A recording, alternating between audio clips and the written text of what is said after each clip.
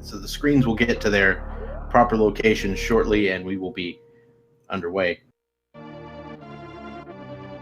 Oh, and it looks like we are underway now. Excellent. With this just starting off, I have to ask, which item do you think is going to give these runners the most trouble? In my experience, the one that gives you the most trouble is usually the Varia suit. Because sometimes you have to hell run for it, sometimes it's behind Trinex, dumb things like that. Yeah. From what I've seen, usually it's either bow or fire rod. Alright, so we do have a bit of a route divergence here. Ivan going into the first two items in Super Metroid. These are the only two items that are available from the word go. If it turns out that an important item is there, that will be a pretty big gain for Team Farts. Whereas Team Big Key Hunters are heading into Zelda at the same time, but they are going to diverge right out of Sanctuary. And even just for like 300, I'd say that's worth like keeping this early on.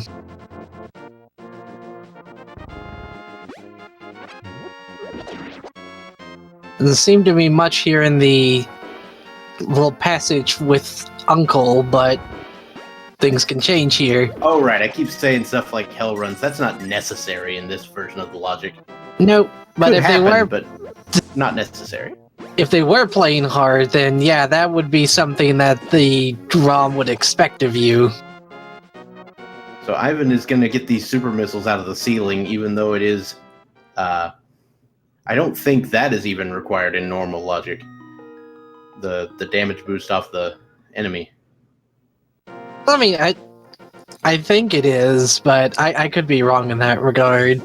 But it's an easy enough trick to do that it's just worth grabbing if it's, well, something worth grabbing.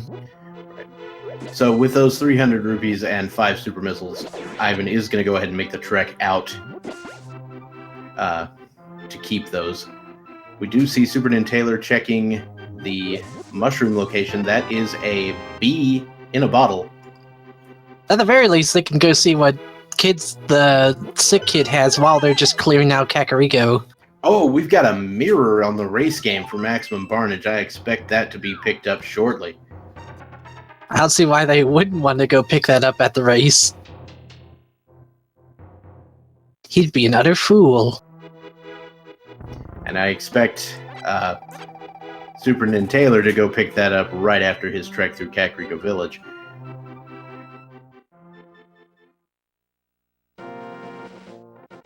Now we note that Maximum Barnage now has a full-blown 526 rupees, which is enough for the Zora play as well. We won't necessarily see that early, but it is a possibility. And the reason he did this is because he did the Chris Houlihan room early on, which is something a lot of runners try to do in this mode.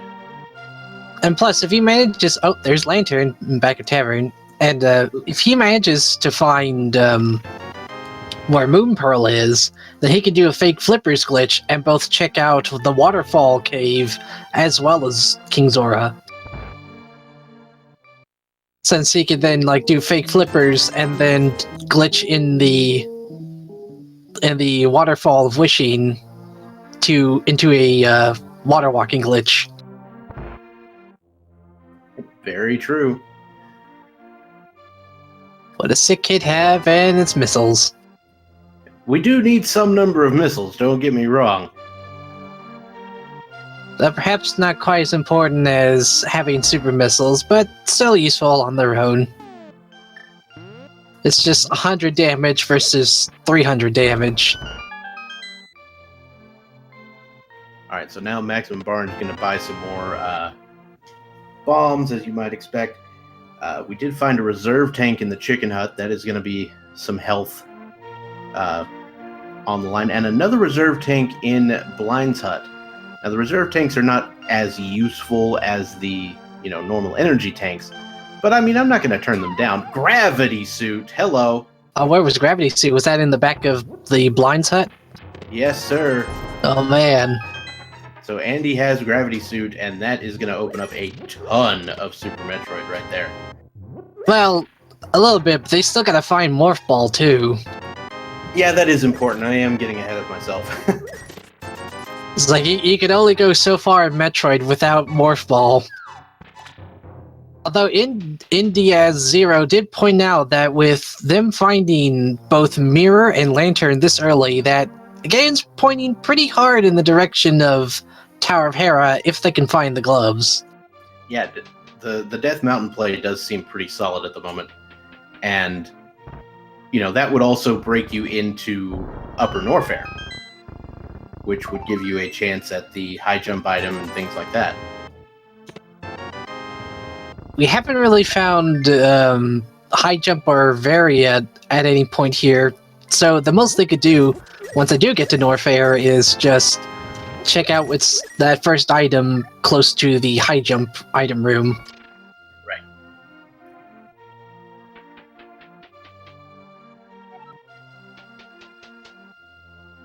Yeah, you couldn't go behind it because you do kind of need to be able to turn into a ball. So one of the things about the Super Metroid combo randomizer with Link to the Past is there are two items that are both round and unlock a ton of the game. One of which is the Moon Pearl, and the other is the Morph Ball. Those are kind of the linchpins in the whole system here. While the mirror does make things easier when traversing through Dark World and Light World, Moon Pearl just makes it so that you can even do anything in Dark World. Absolutely. And of course, Morph Ball's pretty self-explanatory in that regard, since a good, 60-70% of passages in Super Metroid need Morph Ball. Yeah, there are very, very few items in Super Metroid that you can access without the Morph Ball. But there are some.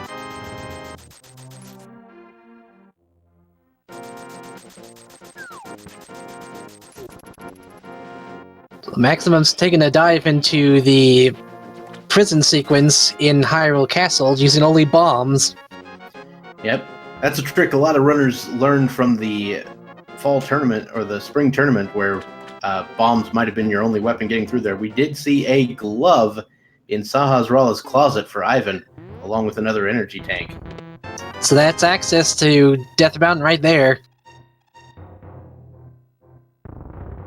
You're getting the Moldorm check here from Andy. We might get something good here, too.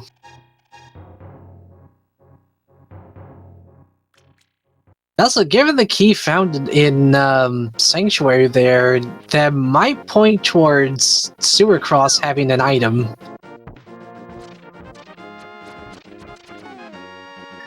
There is that possibility. Ivan, meanwhile, is heading into the back of the escape sequence. Gonna get 3 items down here with some bombs. Oh, it looks like Andy found Morph Ball in the Moldorm cave. Ah, okay. I missed exactly one chest being opened, and I guess it was that one. Yep, that was it. Then Taylor making good use of the gold bead to just let it do all the work.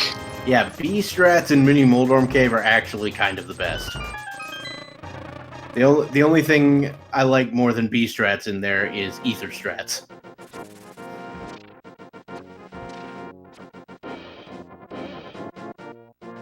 Well, I've been using this opportunity to go see what's in back of a sewer cross to see if that has anything worth getting. And Barnage is coming in from the front to do the same thing, so we'll have ourselves a little bit of a convergence. A little bit of a high five, so to speak. Just some bombs there. Ivan, what are you doing? Jokey665, answer your question. The teams can talk to each other and share information, so, while one's exploring one area and finding this stuff, they can relate to their partner and be like, hey, this item is here, and you go explore this area.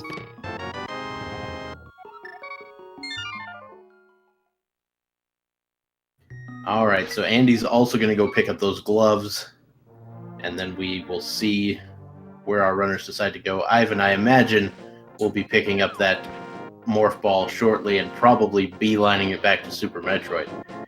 Yeah, because he's got Morph Ball and Gravity. Hasn't found any Power Bombs just yet, so that could be another barrier for him. I kind of expect sort of a, a play on the Alcatraz escape area. It's not required in the logic, but, I mean, clearly he can do it. The Alcatraz escape? Yeah, it's the place where you get the normal bombs in the vanilla game.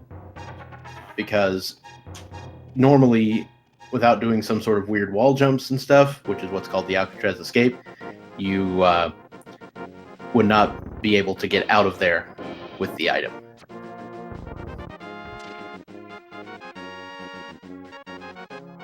I don't think boomerangs work on the mini Moldorms, do they?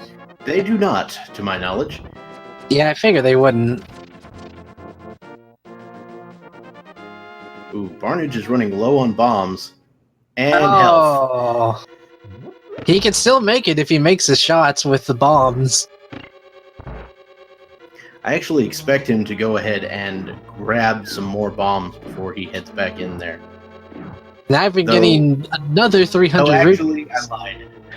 Because SuperNinTaylor found the glove, so I think he's going to go over there and get that.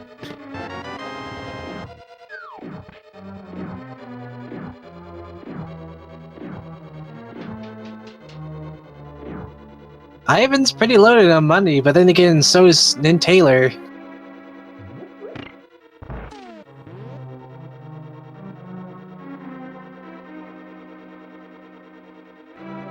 Alright, so Ivan looks to be heading off to Death Mountain at this point. We're getting our first old man check to see what item he's hoarding. Yep, we'll also be able to see the contents of Spectacle Rock Cave, the top of Spectacle Rock Cave, and of course the inside of Tower of Hera. We can't actually beat Tower of Hera, though. Then why not? They have Mirror and they have Lantern.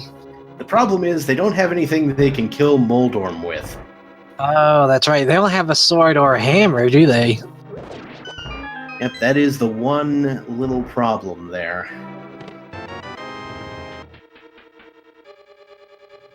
Is anybody else thinking, man, I wish I could have some health right about now? Yeah, because like it's Andy's on 4 hearts. Also, and now so is SuperNinTaylor. The old man had X-ray. Wow, that's interesting.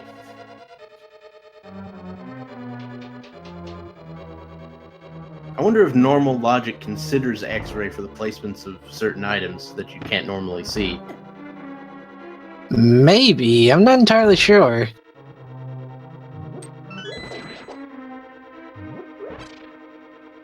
The first bit of love is on the top of the mountain, and in the mountain is just missiles. Alright, so Barnage picks up the Morph Ball as well. And Andy has decided to make his way into Super Metroid.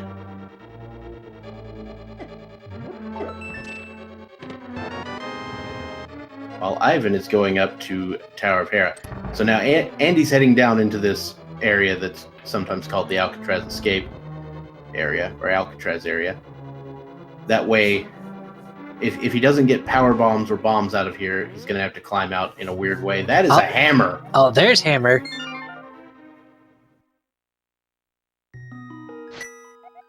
Oh my goodness, so Hammer is huge, and if I were Ivan, I would be tempted to get out and just go get it.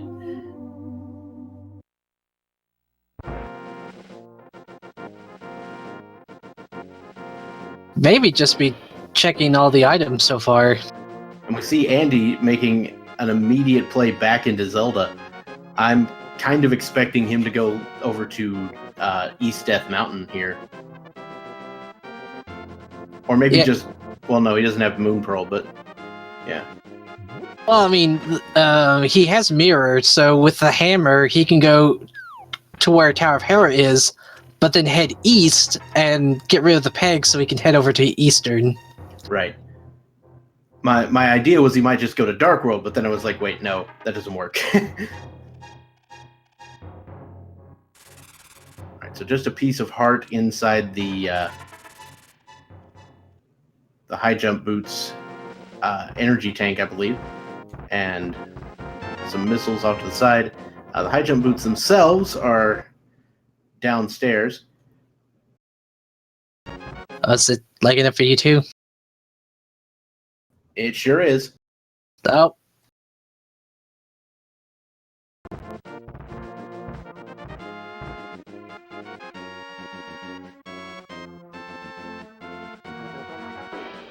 Hopefully this will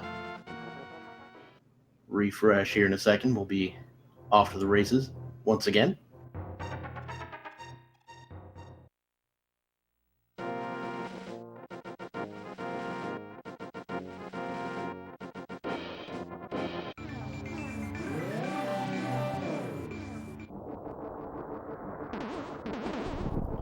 Alright, so I can hear that SuperNinTaylor is in the Dark World.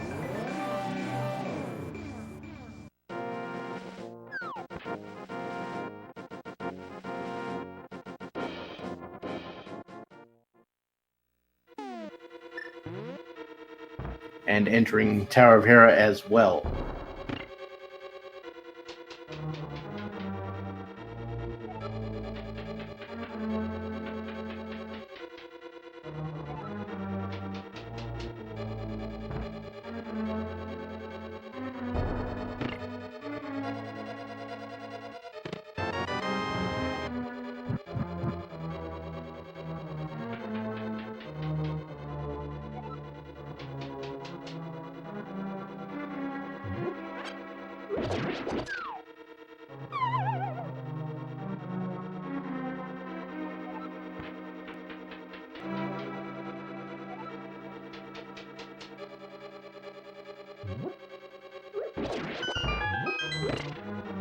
Alright, so we will be attempting to keep you apprised of this.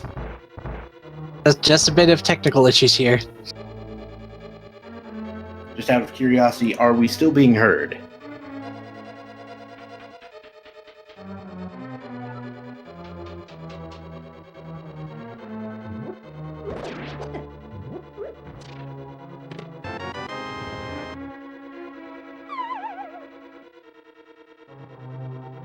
Okay, so yeah. that is correct. Okay, good.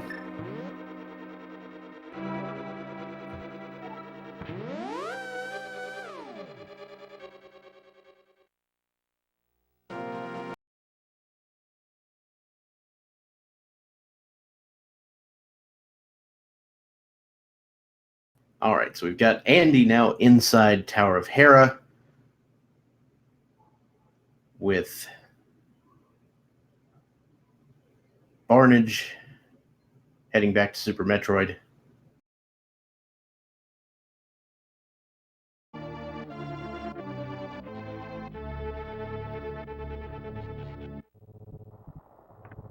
Excuse me, SuperNinTaylor back to Super Metroid. We all know what all they've picked up while the stream was down, but at the very least we'll be able to check here.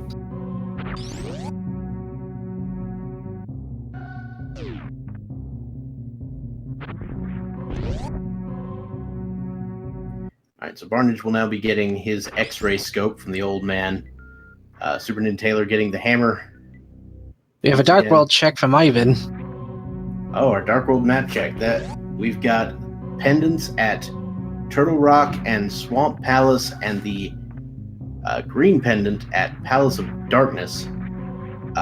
It looked like, I think Ice Palace was the other 5-6, but I could be making that up. I think I may have been right on that. We probably have to just see again.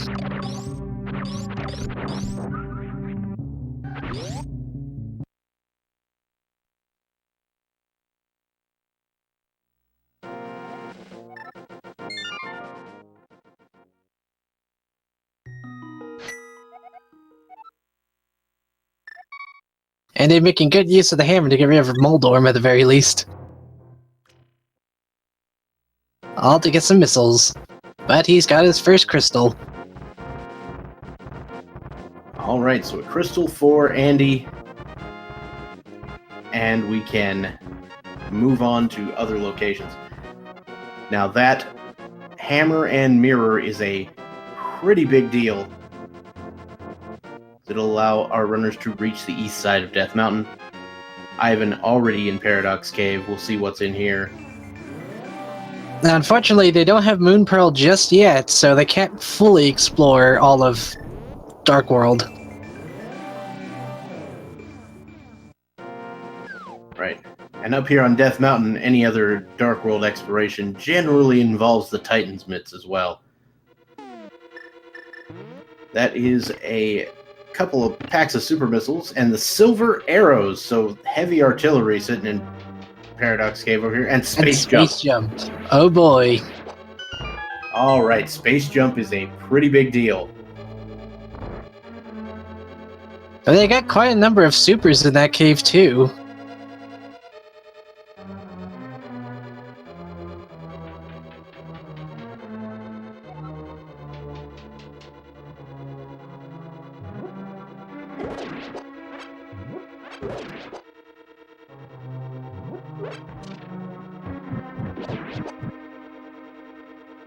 Oh, blue mail at the bottom of Hera.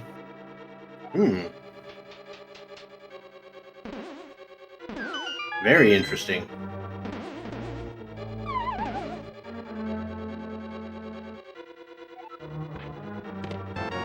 So not many health opportunities so far, but I did get a defense upgrade. Yep. There's also been plenty of health and much defense upgrade for Super Metroid. Of course, the gravity suit significantly reducing the damage you take from enemies, and the and several energy tanks and reserve tanks are also available. So really, the lack of health is all on the Zelda side at the moment. Oh, and Ivy got hugged by one of those bumper enemies, and then Taylor gets bullied off. Oof.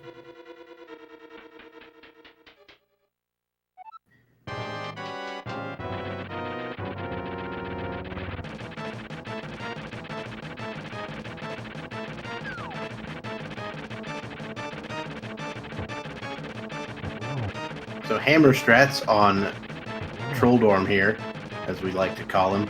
That's going to be 3 hammer hits. No chance of setting him into his frenzied state, but the only problem is it's a lot harder to maintain your footing without a sword. Yeah, especially given the fact that, like, hammer has such a small attack radius. Yeah, the hammer hitbox is weird. The worst part is that if your attack gets deflected when using hammer, you get, like, spun around to the other side. Yeah, it's pretty much the worst. I agree. But hammer does have its uses in terms of being a weapon. Alright, so both of our runners now, or all of our runners now have made their way through some semblance of Death Mountain here. Maximum Barnage will now be peeking into Upper Norfair. Looks like we still haven't found any power bombs anywhere.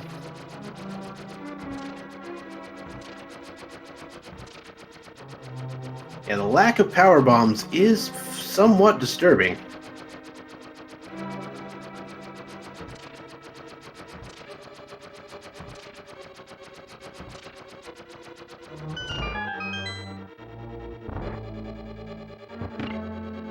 There's some power bombs. Unfortunately, we can't get to those. That gate's facing the wrong direction for a sequence break.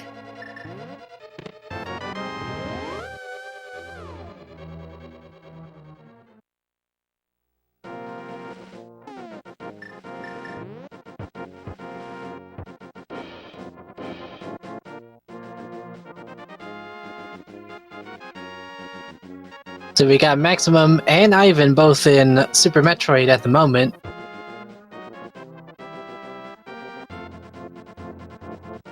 Still no power bombs, so no check into Gauntlet just yet. Yep.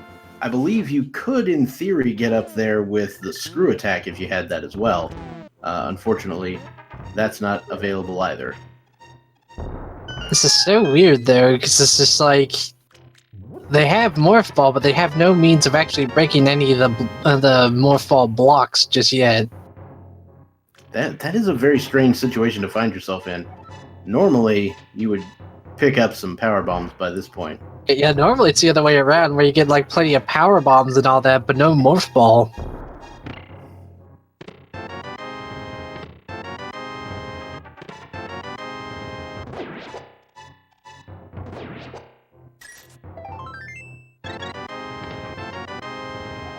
Well, then Taylor's got his space jump.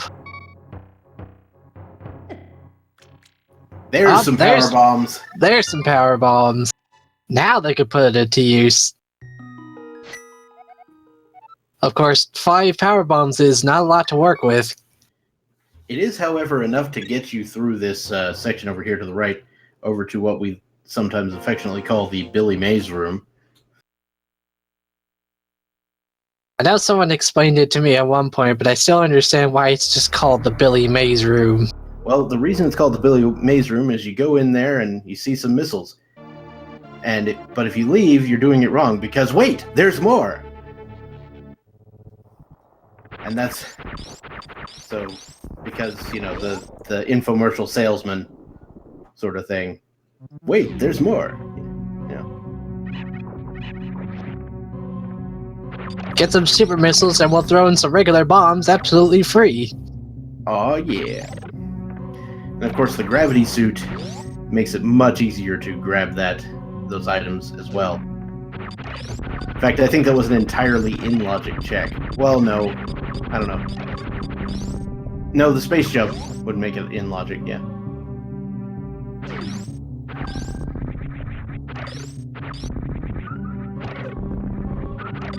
See, here I thought... I didn't know if Ivan was going to go off to this side or head back up the elevator and check Old Mother Brain's location. I think he is going to do that. ¿Por qué no los dos? He says. Or why not both?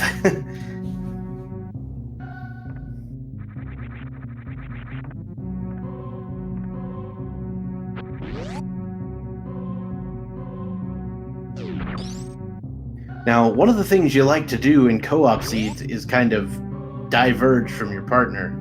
And unfortunately, this does not seem to be what is generally happening here.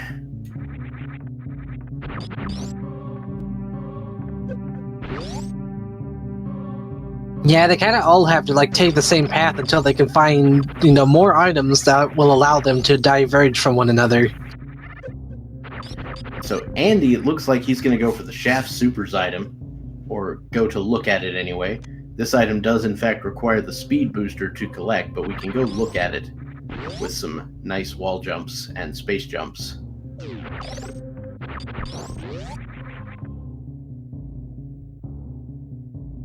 Just some bombs, so I don't expect anyone will ever pay that any mind ever again. At least when it comes to team farts. Correct. Team Farts has no use for the Shaft Supers.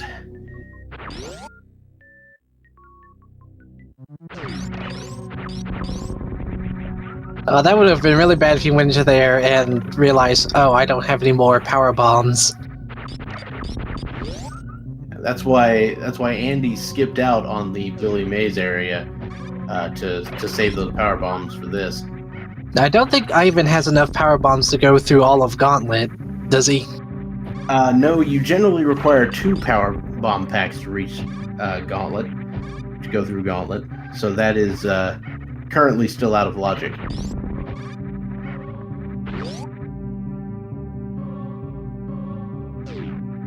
Get a heart container in the final missile room. Oh, Ivan is going into Gauntlet. Oh, okay. He can at least clear out the front. He can go look at the first item. He can't necessarily get out, but if it turns out to be power bombs, he can continue. or if it's like screw attack or something. Oh, speed booster. Dang. And I think you can set up a charge here and get yourself out. Oh, but he's opting to reset. So Andy's going to go head west. I imagine he'll be following SuperNinTaylor over into Brinstar. Or I think Ivan might head over to Wrecked Ship. That would be my guess. Nope, I'm making that up.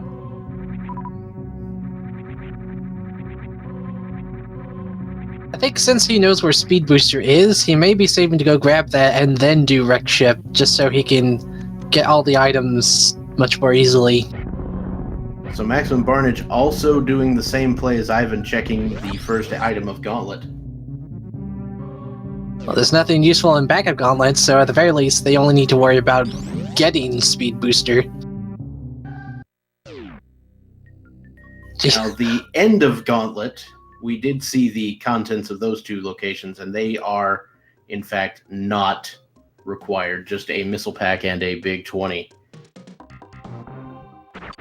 Alright, so welcome to Brinstar, everybody. SuperNinTaylor heading into what I call Super Metroid's Hype Cave, which is the early Supers area. 5 items over here, and you can get them all basically as soon as you can get here, as long as you know how to do the little mock ball trick. Not required in logic, of course, but certainly not awful. And there's a flute. Oh, that's going to be nice. And a fire rod. And also another bottle. So, I was half wrong on what item was going to be the most trouble to get. We have Maximum heading over to Wrecked Ship. He's going to be the first one to check out what's in there. When you have Quake Medallion in the upper part of early Supers. Wow, that is the most stacked Super Metroid Hype Cave I've seen, I think, ever.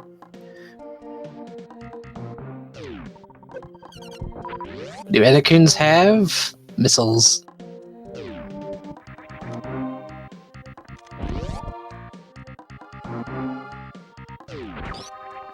The single rupee as well over in the near the Anakuns.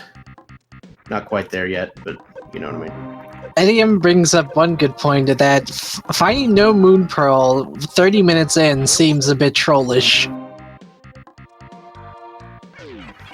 There is that. I wonder how the longest time would be like for one of these runs to like go without finding Moon Pearl. I've seen Moon Pearl on in Ridley's room. Wow.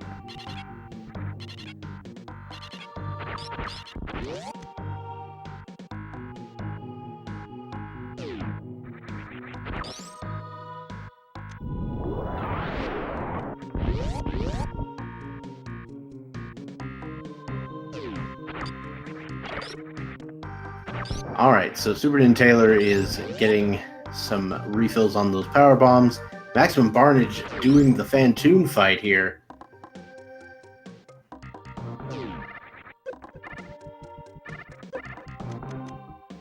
Looks like we had the long pattern here.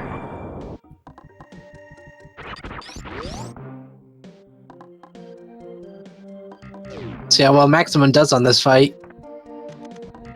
Getting several missiles Dopplered in correctly there to get quite a bit of damage done. Well, Ivan's having a bit of hard luck trying to get the gate glitch here. This one's kind of hard to do without high jump boots. So you have to do like a tricky jump out of the doorway. That was close. And it looks like he got it. Question is, was it worth the supers? It is an energy tank. It's not the worst thing. They've got plenty of super missiles. Yeah. Alright, Barnage coming up on the end of the Fantoon fight. Should be finishing off soon.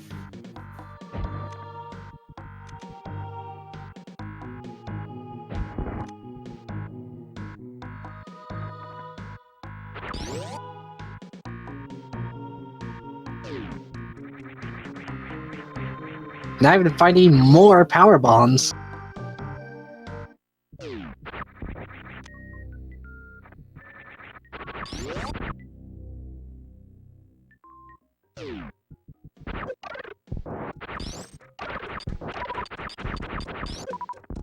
I've been forgetting about that item in the Green Hill Zone, because he just kind of ran past it. Well, Andy already checked it. It was just a missile pack, so... Oh, okay. I imagine that was knowledge between the two of them. Andy is heading up Brinstar Red Tower, on his way to wrecked ship, I imagine. Ivan will probably head down to Trade and all that mess. Gonna check the X-ray scope item here.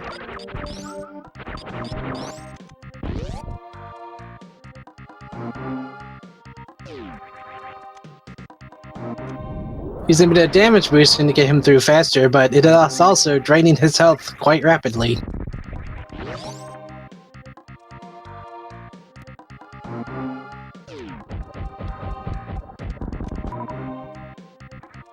Alright, SuperNinTaylor gonna do some gate glitching now. First try, every time.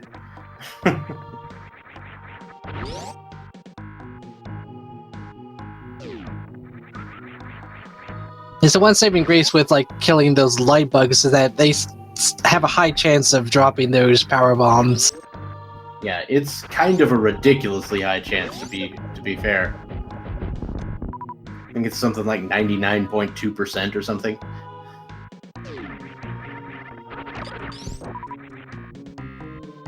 Oh man, more damage boosting. Ooh, SuperNinTaylor picking up some power bombs at just the right time.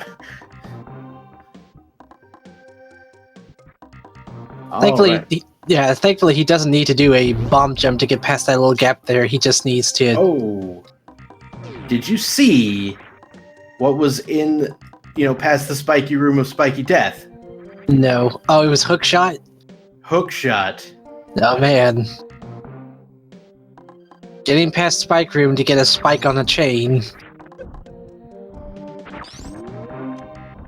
I am uncertain why the hookshot is basically always green in Super Metroid, but I'll take it. Well, it has to do with, like, the whole palettes in the room with Super Metroid, because some rooms utilize special palette colors, and for some reason, Link to the Past item sprites will just mimic the palette color in that room. I like the short explanation over there. Palette stuff. Just palette stuff. That's all we need to know. Palette shenanigans. And since ALG Andy has more than enough power bombs to get through Gauntlet here, he can grab his speed booster and make full use of it. Everybody wants to boost their speed.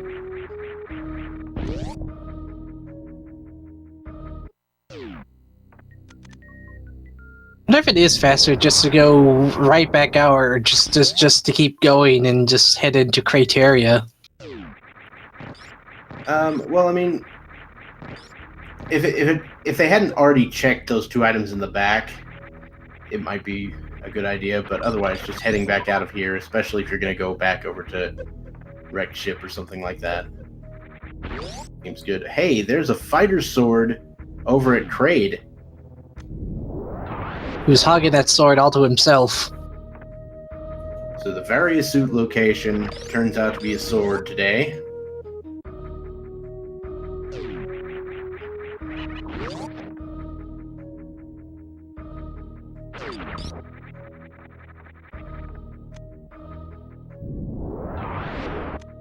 Barnage is going to head out of the wrecked ship, having checked all of these items over and around the attic section.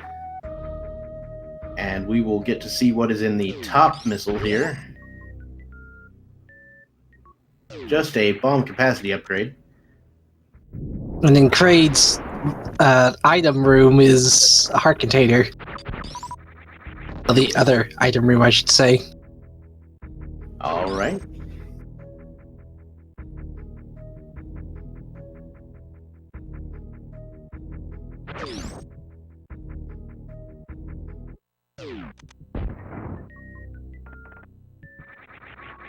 Alright, SuperNinTaylor will be heading over to Kraid. They'll find that sword soon. Barnage going to Chorizo Bowling Alley.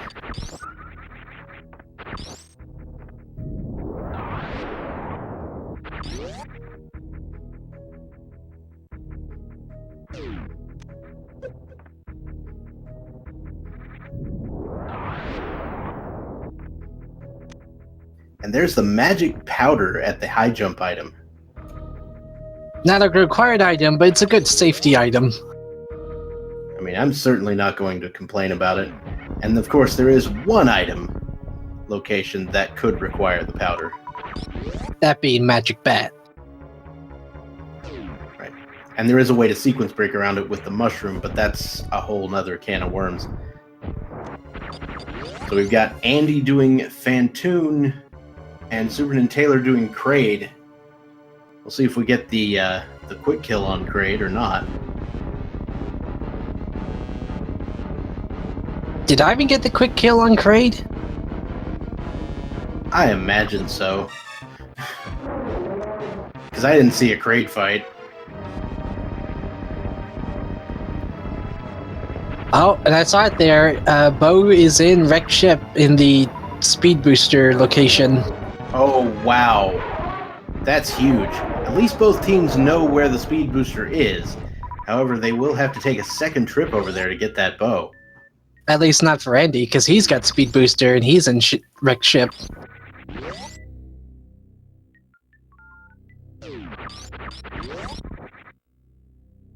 Also, it looks like I'm wrong in terms of what items is going to give us trouble, because we found Bow and Fire Rod. Yep. Still haven't seen Various Suit, that's all I'm saying. We still haven't found Moon Pearl either.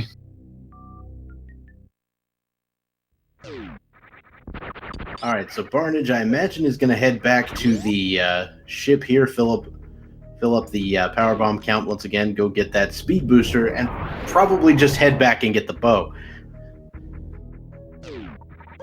It's not that bad to go back through wrecked ship after you've already cleared it out.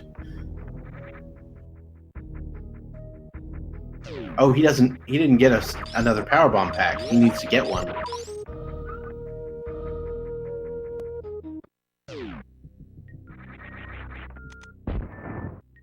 So I guess he has to go down to Blue Brinstar, or Pink Brinstar. That's where we found some of them. Yeah, because it was in the charge beam location. Now Ivan's got his not charge beam, speed booster.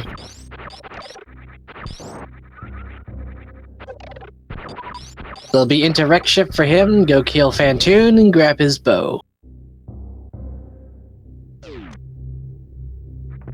And it looks like we've also found Ice Beam in wrecked ship, I think. Now, Ice Beam was a while back, I believe.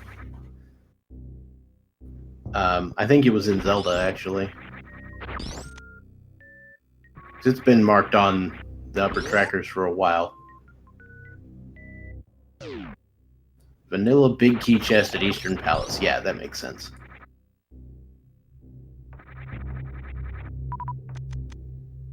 And unfortunately, that was all happening while we were having technical issues.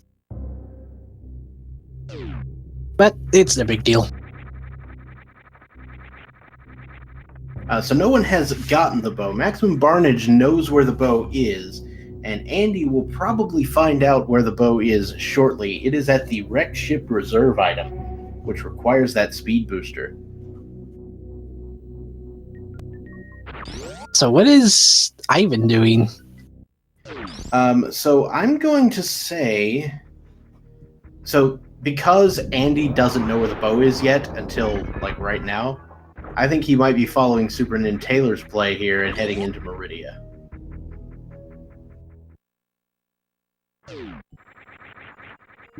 It's not a bad call since they have both gravity suit and space jump, so traversing around Meridia is not going to be a problem in the slightest.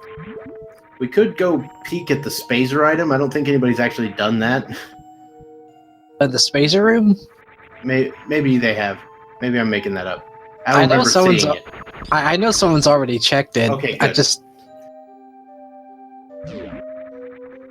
Because I just didn't see it. I'm sorry. Oh, Andy did a clip there to get up through the wrecked ship a bit. Yep, nice little clip. Get yourself sort of semi-stuck between two things and then just keep jumping.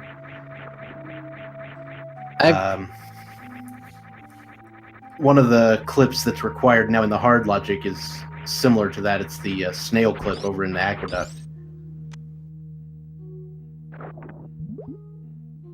Looked like there was anything of importance in the Mama Turtle room, just 20 rupees and some missiles. So the reason Maximum Barnage didn't grab the speed booster is because he didn't have enough power bombs to get it. Because he would have enough to get to the item, but not enough to get out.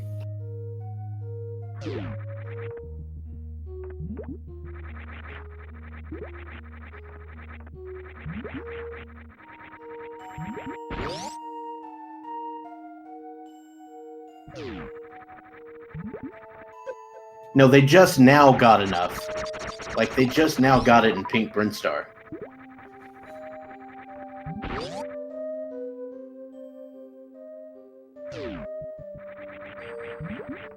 Beach missiles are just missiles, again.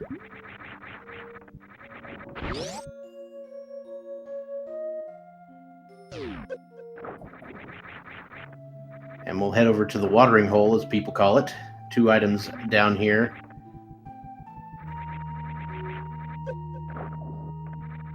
And I've been sort of just like right behind Andy in terms of pathing here.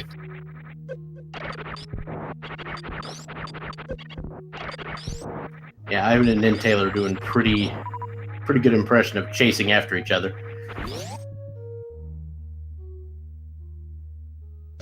Meanwhile, Ivan making up a significant amount of time by not getting trolled by those bugs in there, though. Super missiles and a heart piece. I think the super missiles are worth grabbing, and NinTaylor thinks the heart piece is too.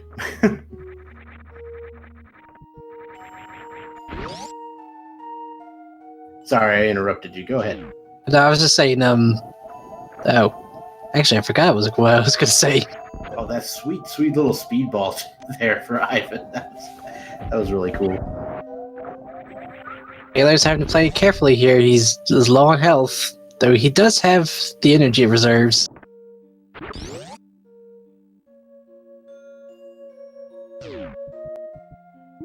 Yeah, Spore Spawn's not a real boss. I don't know what you're talking about. I mean, who wants to fight a giant spore? Not exactly what I'd call threatening. Alright, so Barnage now is making his way out of this area back into the ship area and will once again, this time, go get the speed booster.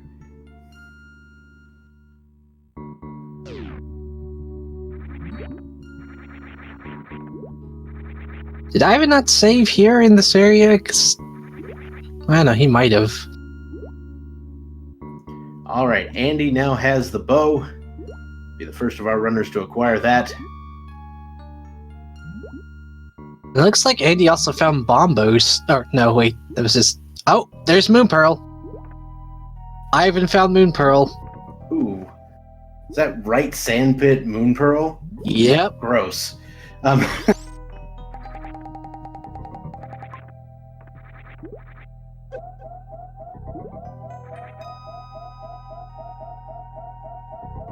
48 minutes in, we finally found, or 49 minutes in, we finally found Moon Pearl.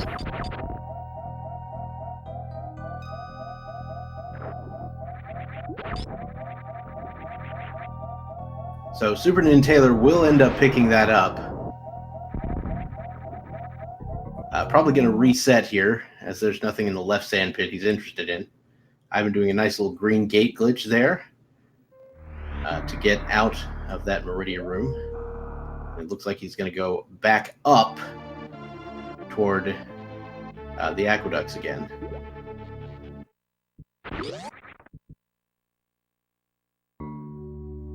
It's like, that's probably one of the few times where it is worth just, like, going through aqueducts again to keep an item. Alright, so Barnage did get the speed booster, so that's going to mean a quick bow pickup for him.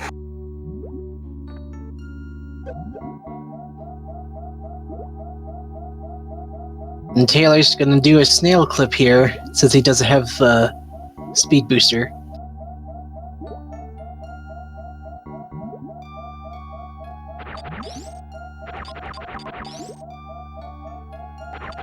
Well, as we all know, the snails do not like to behave.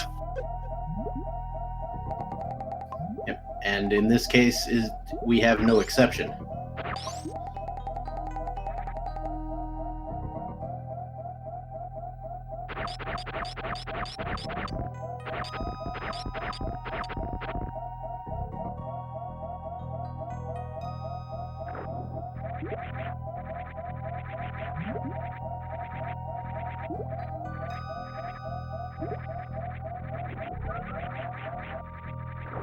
A much needed energy tank and energy refill for SuperNinTaylor there. So the red cane is going to be required for both Turtle Rock, which is not required this time, and Misery Mire, which is. So we are going to need to locate the Cane of Samaria. I believe there's a few points in Ganon's Tower too that's going to need Cane of Samaria. Right, so if the big key is on the right-hand side, we would need that as well.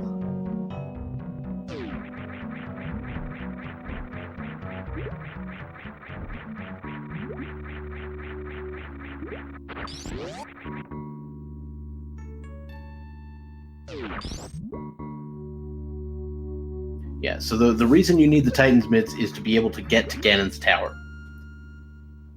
You can get to Mire without the mitts in this game because you can pass through Lower Norfair, but you still need them to get up to Ganon's Tower. And also Ice Palace.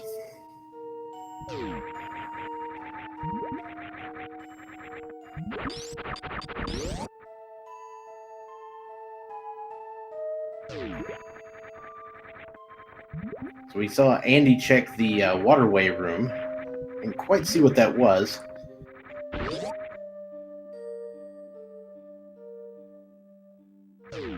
Big old 20 seems right.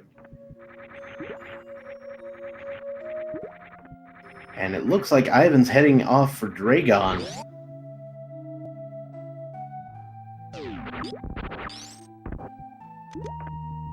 He may just, like, after defeating Dragon, take the back entrance into the eastern or southeastern side of Dark World and go exploring around there.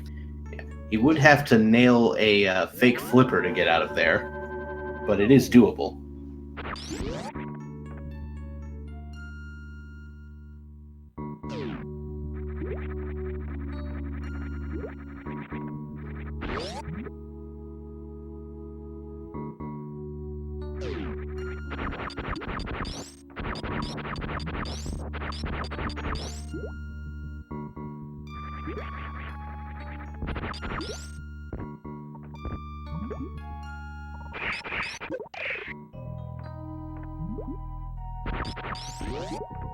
And then Taylor doing another good clip there to get through. Yeah, the ice clip off of the Metroid there. Pretty good. And we will go ahead and destroy Bot Woon here as Ivan takes down Dragon. This is some very nice Shine Spark shoulder charges.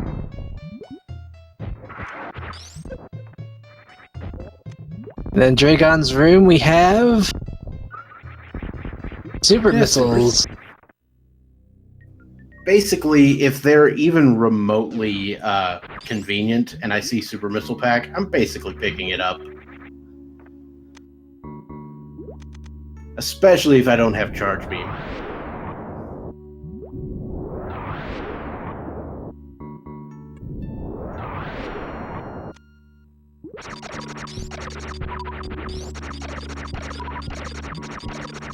Well, the stream may have lagged a bit for Andy, but he did get the quick kill on Kraid.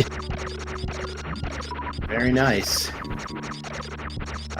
Maximum Barnage now going to actually pick up the Shaft Supers item with the Speed Booster charge here.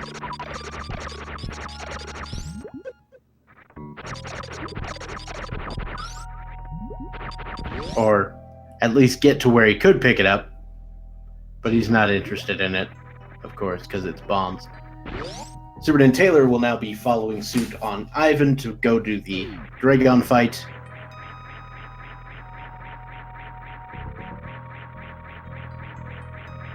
And also, with Dragon down for Ivan, he could possibly be going to check what Plasma Beam has, though it looks like he's heading towards Shack Tool, given the... Oh no. Is he backdooring direct ship? I think that's what he's doing. He's backdooring in direct ship. Oh yeah, he is. Plasma Beam, I don't think you can actually check it right now on account of not having Screw Attack or Plasma Beam to actually be able to kill the pink pirates in the room. Do neither missiles work on them? Nope. Oh.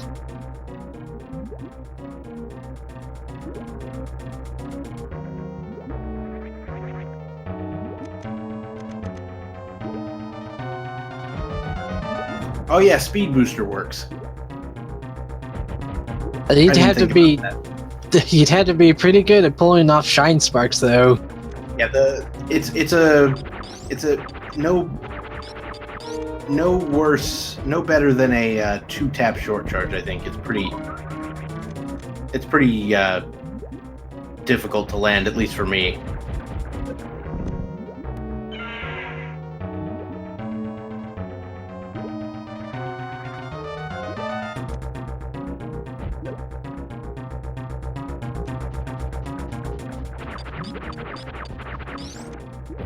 The door to the Plasma Beam room is locked until you take down the boss. However, Ivan has, of course, finished Dragon.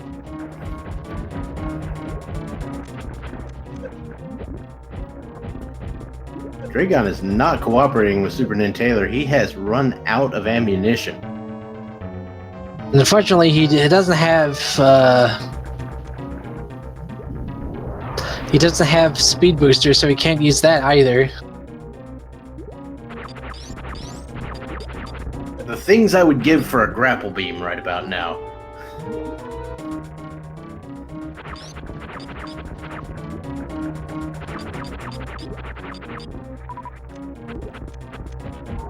There we go. Oh, he needed one more missile. It's always just one more. Right, so Barnage will be sort of pulling up the rear on the Meridia play here. I imagine he's going to pick up that Moon Pearl. Ivan, meanwhile, pulled off a very nice a Shine Ball just to get into Fantoon's location.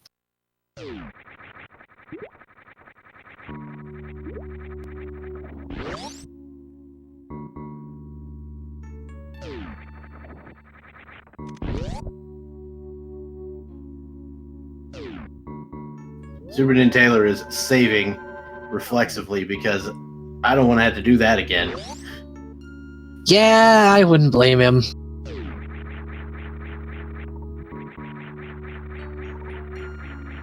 Oh, I guess that's what it's called, Speedball, not Shine Ball.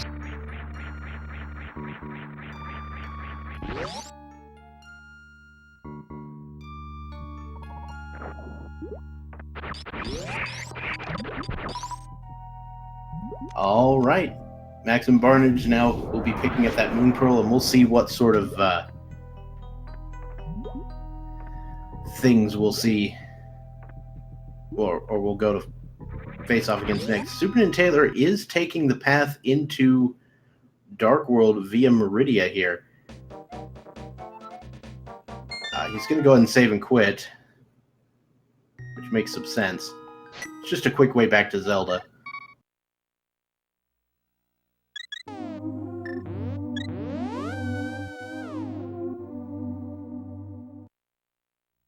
I wonder where they might find Pegasus boots. Who knows? It's possible the boots might not even be required for this seed. Watch, they get to Desert Palace and Big Key's gonna be on one of the torches. That is entirely possible, and one of the things you dread seeing if you don't have the Pegasus boots. Like either Big Key or just a normal key on one of the torches.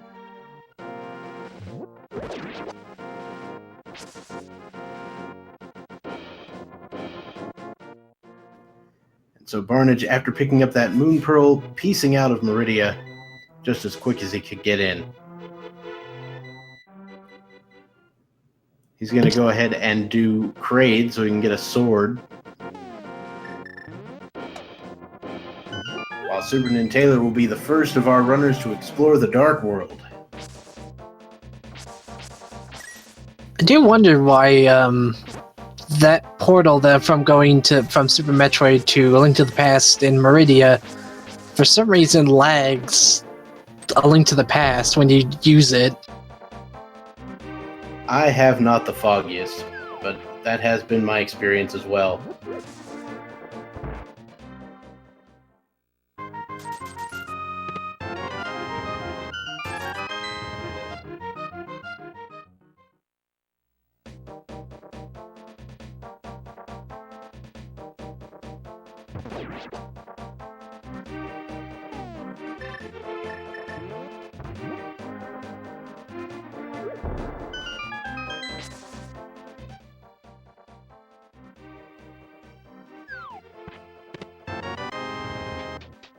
In the first few checks here into the Village of Outcasts,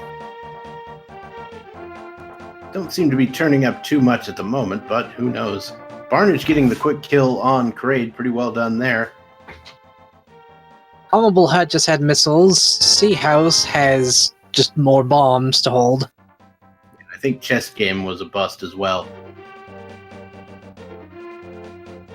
Though I imagine we will see a Thieves Town check here.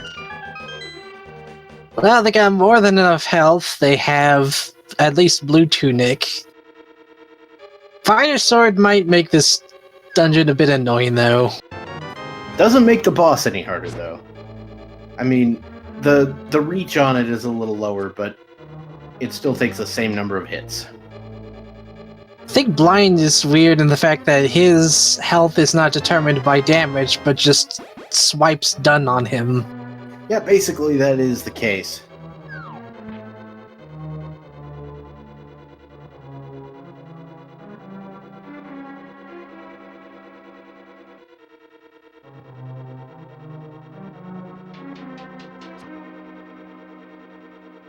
Alright, so Barnage is heading back down into Upper Norfair.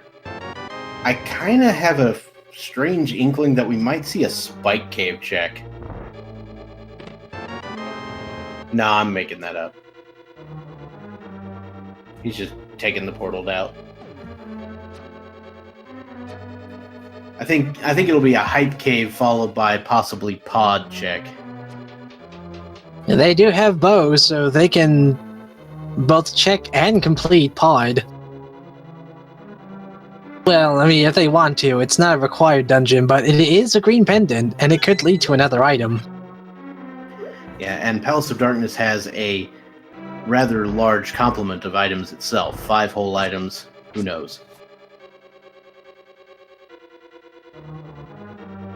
Now, all of our runners here, everyone except NinTaylor has their bow.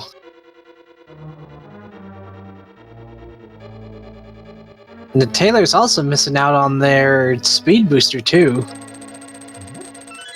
I imagine the next time NinTaylor gets out of Zelda, he'll be heading that direction. I'd say that was a pretty good Hype Cave. They had half magic and the Ether Tablet. Ether Medallion and half magic, both right on board for this particular run in the Hype Cave. Now, Ether Medallion, that's what I should have said. Yeah. No problem, no problem. Andy's gonna go check out Stumpy. Well, I think Barnage is gonna go check out Pyramid. Of course, the stream decides of all times to just lag while Andy checks what was up there.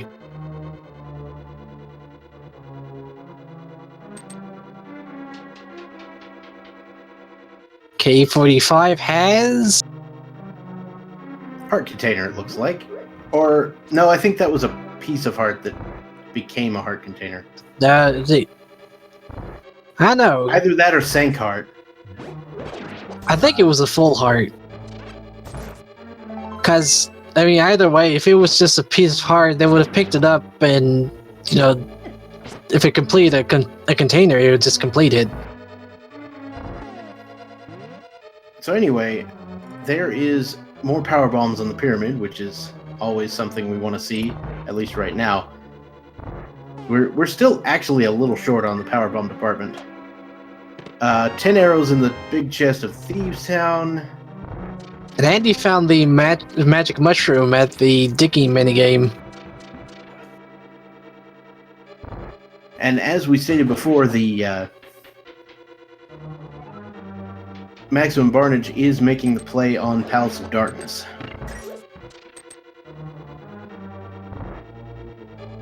Ivan could be making the play to go check out Skull Woods.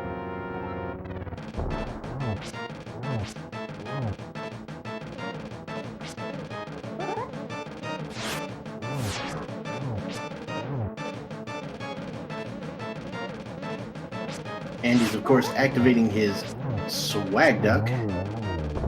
So everybody say hello to Swag Duck. How you doing? That's a blue potion drop on blind, and then Taylor gets his second crystal.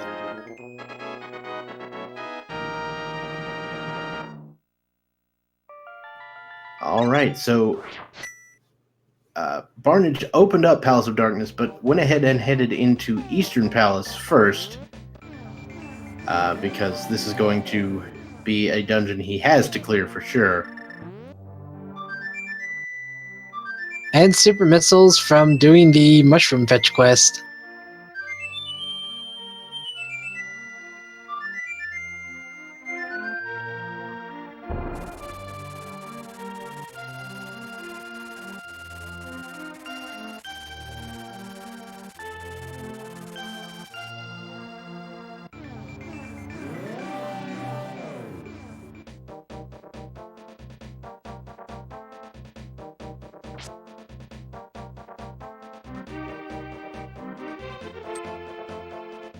All right, so SuperNinTaylor now looks to be heading up to Skull Woods.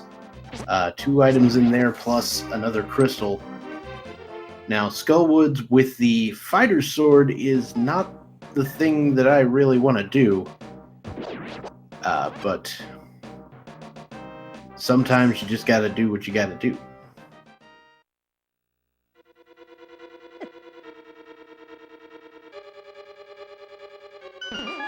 Ivan now clearing out Thieves Town, which we just saw SuperNinTaylor do. And SuperNinTaylor heading into Skull Woods, kind of like Andy's doing right now.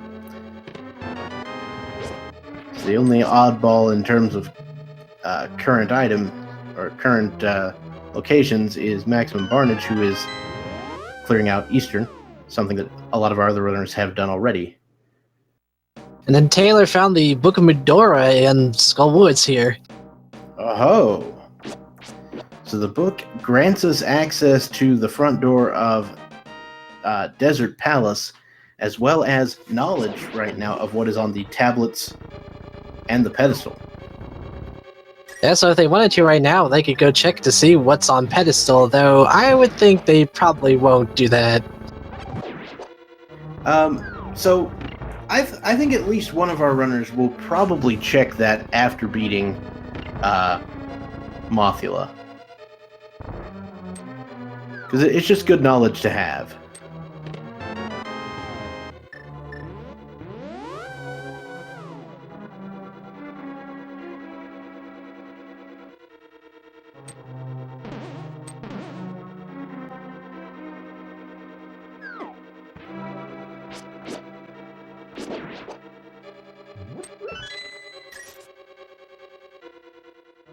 Nobody knows what Medallion Mire is yet, nor do we know what Turtle Rock is, because no one has looked at those yet.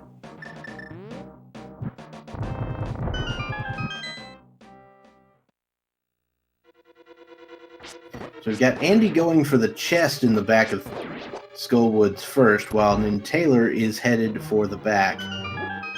He's just making a beeline for Mothula. I will say the one advantage that Andy has over NinTaylor here is that he's got half magic, so he can spam Fire Rod a lot more during the fight.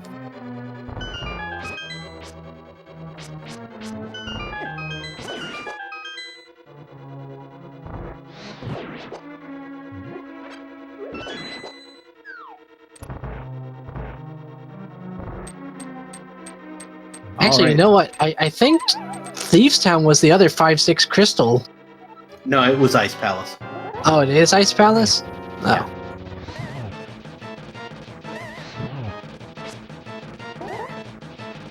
So Barnage is now heading into Palace of Darkness. This is a dungeon with 5 items in it, but most of those will be in the back, as they're required to have at least 4 small keys up front. And since that first chest had a key, they could have dipped into Pod early and get as much as they wanted to out of here. But thankfully, they didn't need to. So we find the big key on the ledge there, small key below. And Andy got done with this fight a lot sooner since he had a lot more Fire Rod spams there. Meanwhile, NinTaylor's in a bit of trouble here. He's out of magic and he's got maybe 2 more hits in this fight. Yeah, 2 hits, but he does have a blue potion, which he's going to put to good use. Some kind of flying bomb on the pedestal. That is a missile pack, so no dice on the pedestal check. R.I.P. Pet Dream.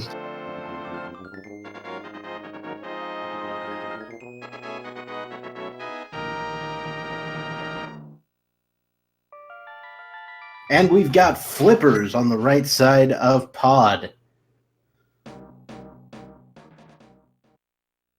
Flippers are going to be required in the logic, at least, for Ice Palace.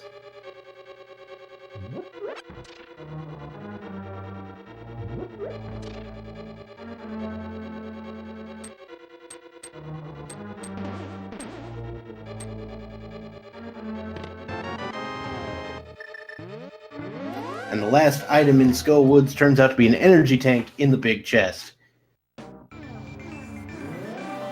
Now, Ivan, it looks like he took a death on blind. With only 6 hearts, it doesn't surprise me that something like that would happen.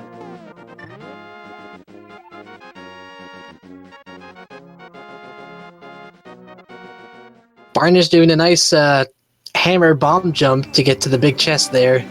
Now, sadly, it was all for just 20 rupees.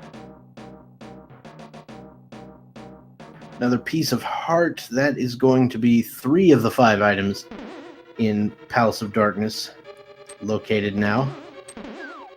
Yeah, Palace of Darkness doesn't seem to be holding a lot of interesting items, just mostly health. Well, the flippers were here. Oh, flippers? Yeah, we're over on the right-hand side.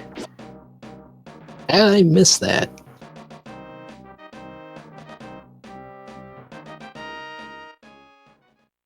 Andy's doing a graveyard ledge check here. Let's see what this has.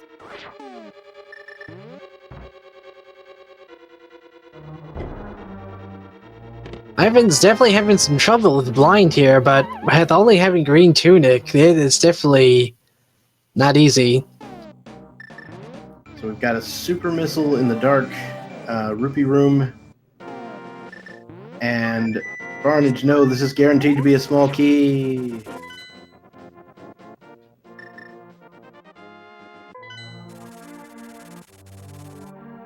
So that is all 5 items, if I'm not mistaken. We found everything else is there. So the only thing that Barnage can hope to get from from Helmasaur here is that green pendant to turn it in for another item. And Taylor's doing the magic bat check. Meanwhile, the golden bee is deciding to go against the wrong target in the blind fight. The golden bee actually does not damage blind at all, unfortunately. It does, however, mess with the floating heads. So we find Morph Ball bombs inside Desert Palace. That'll be nice. But because it's in that one chest we can check, we know we are boots locked for Desert Palace.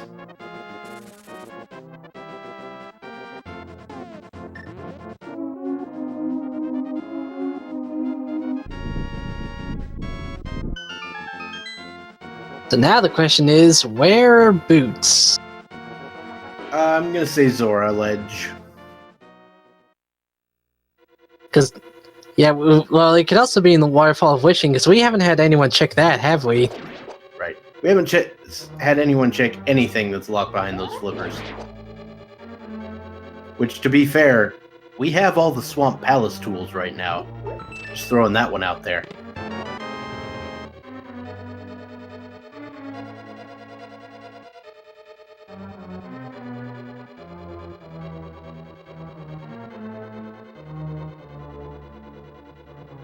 So Barnage may end up going into Swamp.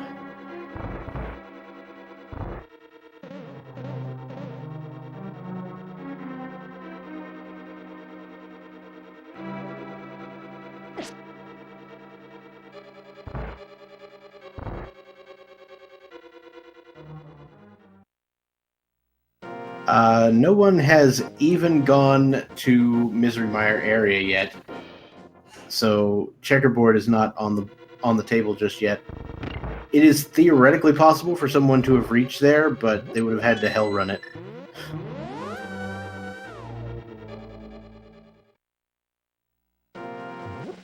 Well, say one thing, you have predicted one thing right with this. Variasuit is being the troublesome item here. It's pretty troublesome. Although we still are missing the Cane of Samaria as well.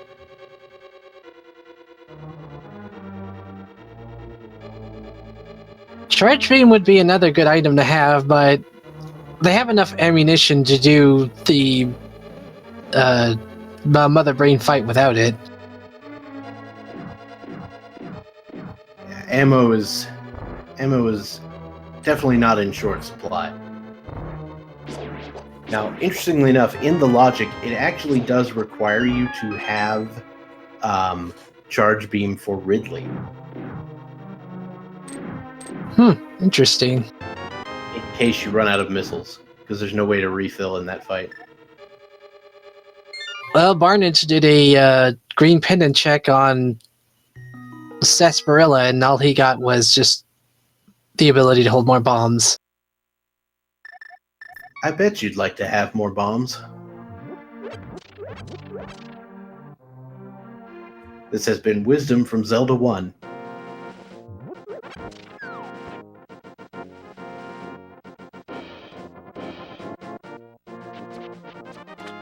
Alright, so Maximum Barnage using his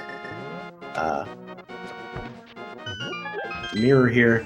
I think he forgot what to do here. I think he was going to go to Hobo check. Yeah. Didn't realize we needed a mirror in the water.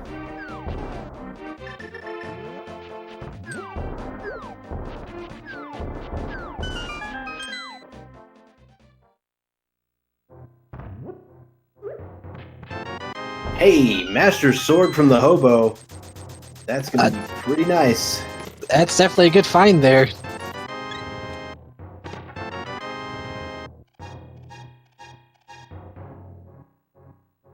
Though with that kind of weaponry, what's the Hobo just doing under the bridge? I don't understand. Figure you could go out and make something of yourself with that thing. So is King Zora gonna rip us off today? Looks like it. I mean, supers aren't the worst. But there's much better items you can get with 500 rupees. Like Screw Attack, Various Suit, Charge Beam.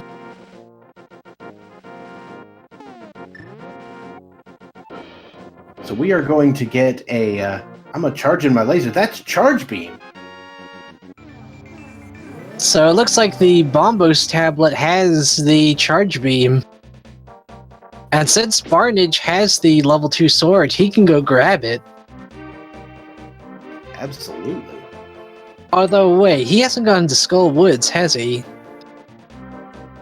No, he does not have the book, so he'd have to go get that.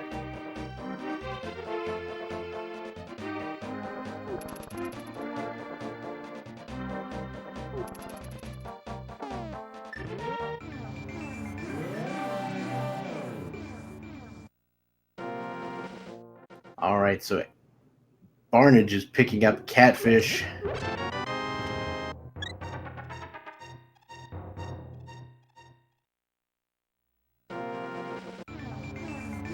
Catfish has power bombs. Definitely not going to turn that down.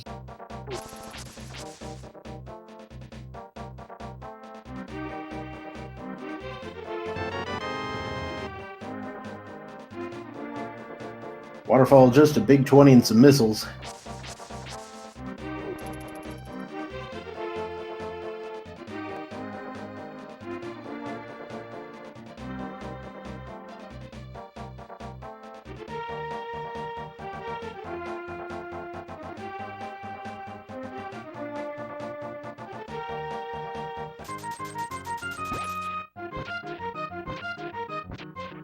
And NinTaylor will be doing some digging to get that mushroom as well.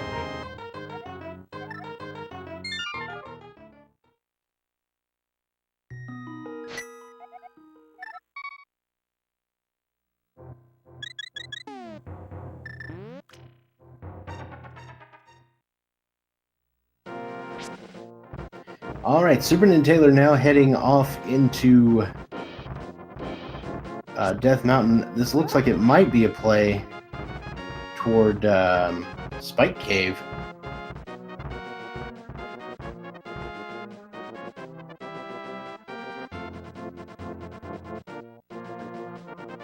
Oh, Ether Tablet, yeah. That's what I'm forgetting.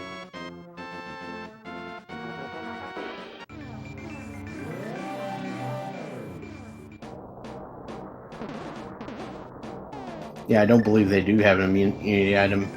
It would be difficult to do Spike Cave. Possible. We've got 4 bottles. We could fill them up. Alright, so both Andy and Ivan are exploring Palace of Darkness at the same time. Very interesting scenario. Most of the time you want to be doing something different from your partner here. But when you're both down to the same thing, there's not much you can do about it. It wasn't anything useful over at the Ether Tablet. It was just, as it said, a stash of money. Hell yeah. Mm-hmm. Did it say stash specifically? Yeah, it just said a stash of money. Hell yeah. It wasn't a hoard, it was a stash? Yeah. Okay, stash is exactly 100 rupees. It's the only 100 rupee item in the game.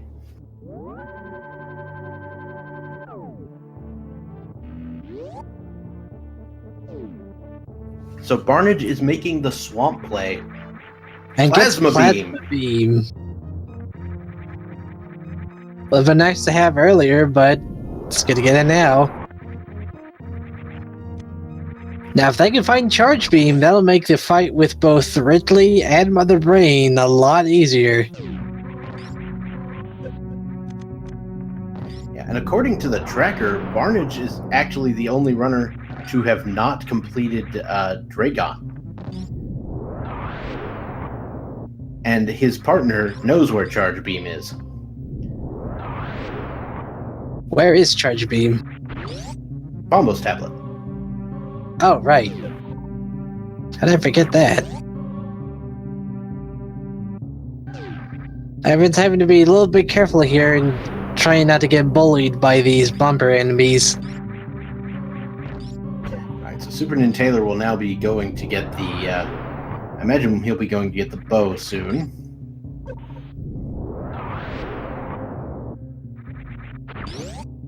Having acquired that speed booster.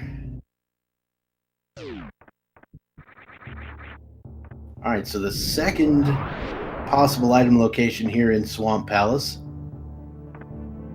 for maximum Barnage. We've got the Magic Cape. So now that Spike Cave's in logic.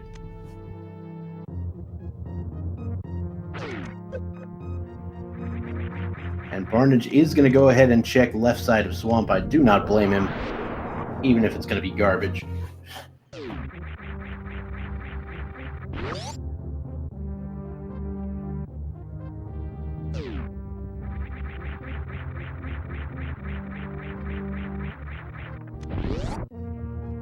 Very nice space jump all the way across the ocean there. It's always so satisfying to be able to pull that off, too.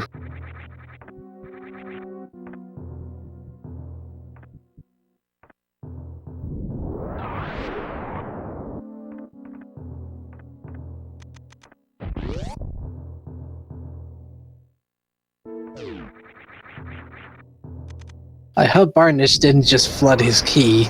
No, he did not. He picked it up.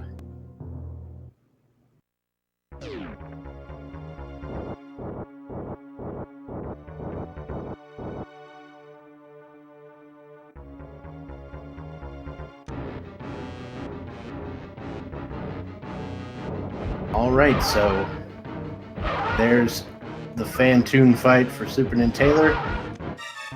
Applying several missiles to the face or the forehead, as the case may be.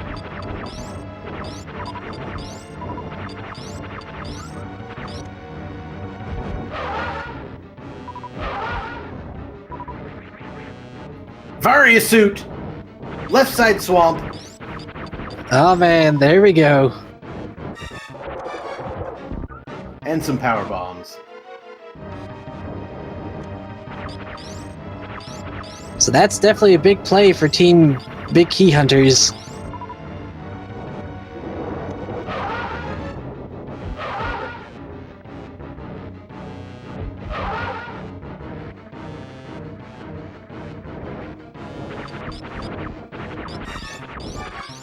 So with Varia suit, that gives us access to basically the entirety of Super Metroid, minus like Shaq Tool. Now they could go find, or try to find Screw Attack to make the descent into Lower Norfair a lot easier, but it's not exactly required for that, but it does make it a lot easier. Sure does. There was one stream I commentated on where the players had to go through Lower Norfair without Space Jump or Screw Attack. Gross. I don't think that seed wanted them to have fun.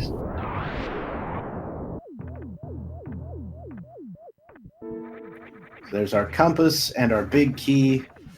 Barnage electing not to go back to the big key chest or the big chest just yet.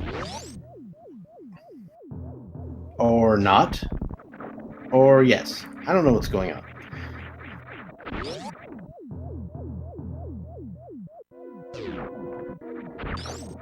There's our bug net.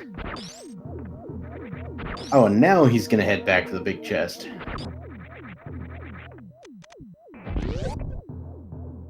This is not the way I would do it. Well, I guess not doing the, not getting eaten by the man-eating staircase. Pretty good idea.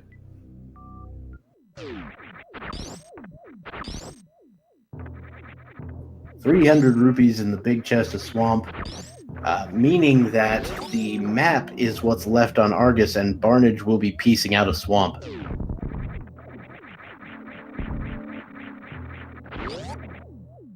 Man, though, it's hard to tell who's really ahead here. Well, until somebody goes into Swamp Palace on the right-hand side of the screen, I imagine you have to say by default it's Team Big Key Hunters. We are getting a Spike Cave check here from Andy.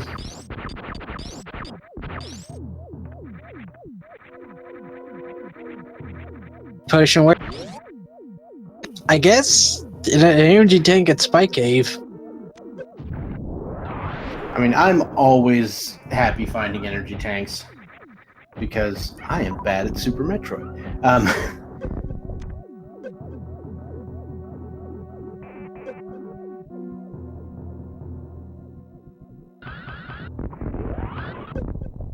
Ooh, nice Shine Spark from SuperNinTaylor. I think he almost hit all the enemies with that Shine Spark too. My god, Andy is going into Swamp himself. Not yet. He's gonna do Bombos first. He's gonna get that Charge Beam.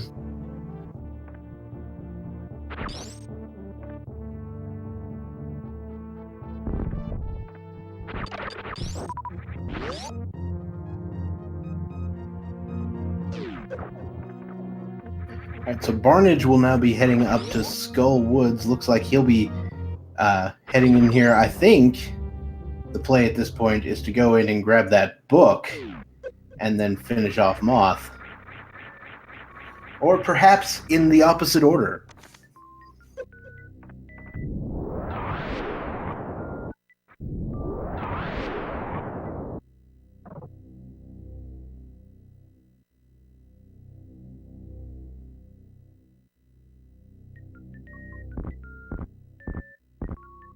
And there we go. Andy is now heading into Swamp Palace. We know that there is a veritable treasure trove of things to find here in Swamp.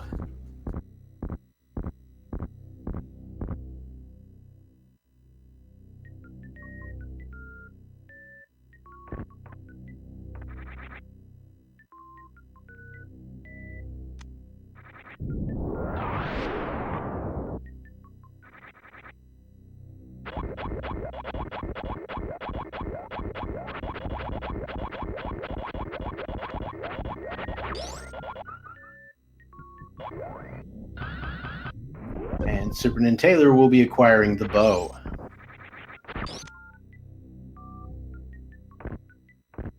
Finally gonna get his bow.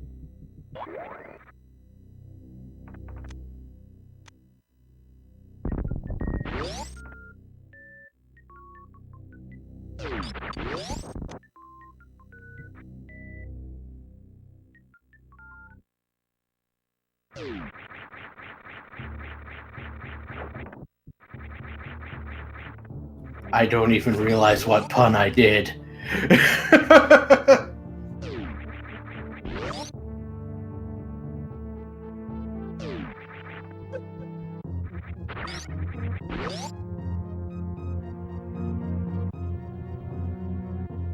All right. So, yeah, we're going to be looking for the Pegasus boots, the Cane of Samaria, potentially the Bombos medallion, depending on what is required for Meyer, and that'll be it.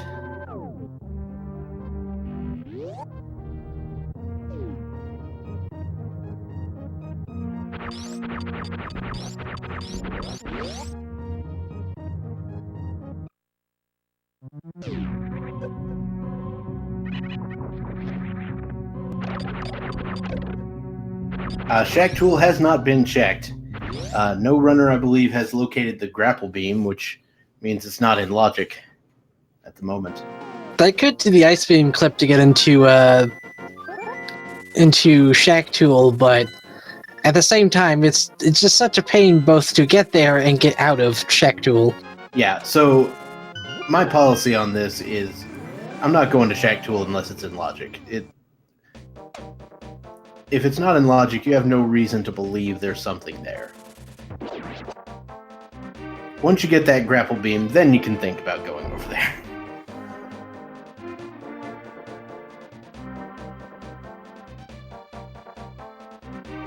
Yes, desert is boots lock. I don't know for certain what is on the torch, but it's one of the keys, because the one free chest was in fact the morph ball bombs. Big key, you say? All right, good to know.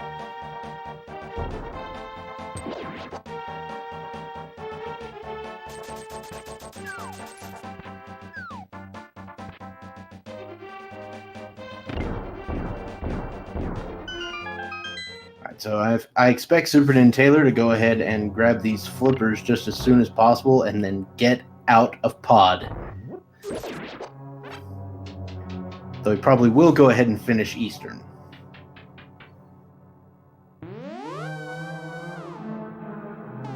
Alright, so Andy is about to receive the good news of the Varia suit.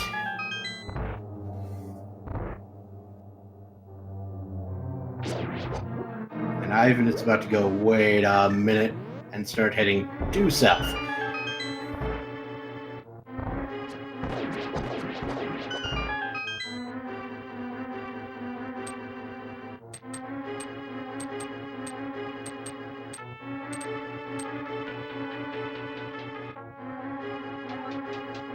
Maximum Barnage now entering some heated rooms, heading through the Frog Speedway and over to Bubble Mountain. Bubble Mountain, we've got just a missile pack in the Bubble Mountain room proper. And it looks like Barnage will be heading toward Ridley. Which is a good call, to be honest, since he's got Varia suit. He's got everything he needs to get down there, so might as well just take care of Ridley now. And plus, of course, you can check out the speed booster location and the Bubble Mountain stuff on the way out of Ridley, because there's no other way out. We'd also give him access to Misery Mire, too. Since we haven't found Titan's mitts anywhere. Yeah. Yeah, to be fair, it might be a good idea to go ahead and head over to the Gold Chorizo room first. With, where Screw Attack normally is, and that's also where the portal to Misery Mire is.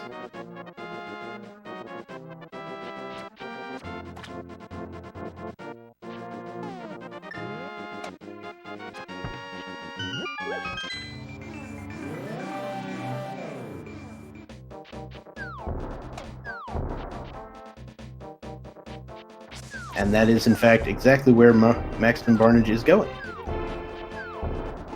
We're heading over to what some people call the Picky Chozo, who for some reason will not activate unless you have the space jump.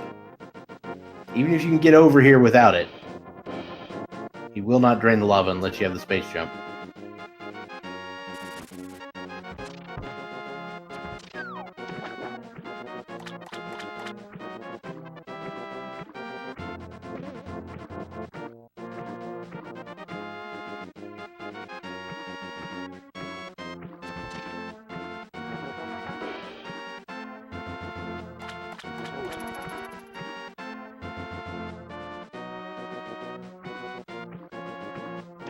And here's Gold Chorizo, just a missile pack. And Maximum Barnage is going to go ahead and skip out on the fight with Gold Chorizo. Especially since there's nothing of use to take there. And you can, in fact, gate glitch to the Screw Attack item in the portal if you're looking to go to Misery Mire.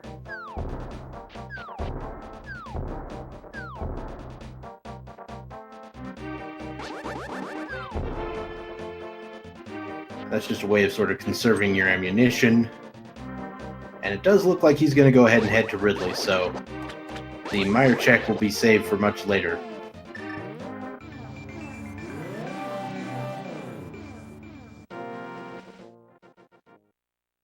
Oh, never mind. Scratch what I said. I don't know what I'm talking about. He's gate glitching over to Screw Attack.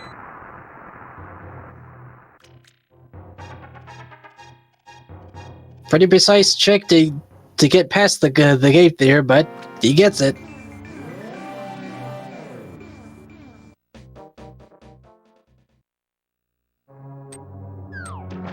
And that's the screw attack item. We have Titan's Mitts. Holy cow! That's a bit silly when you think about it. It's like hiding the key inside the house.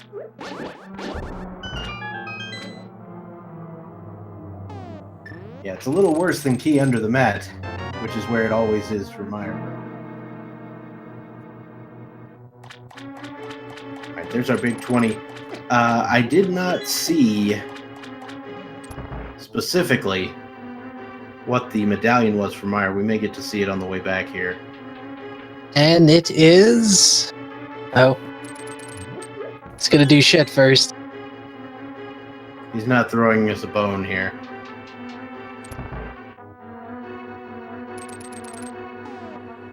Grapple beam and 20 rupees.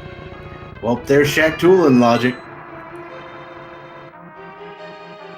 Can't it Shaq Tool anybody? Alright, he's going into Meyer, so I'm assuming he has the required medallion. It's Quake. How an earthquake is able to stop a thunderstorm is anyone's guess.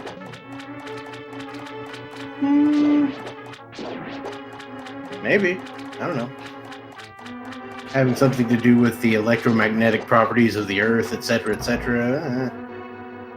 Well, he's not going in the Misery Mire, but he did at the very least open it. Yep, there is that. Because he has the Titan's Mitts, he can go ahead and just do that anytime he wants, to be honest. And without the Cane of Samaria, I don't blame him.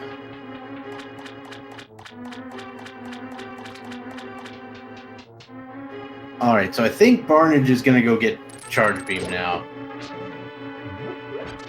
I think he's going to go get the book out of... well, he's going to activate the flute.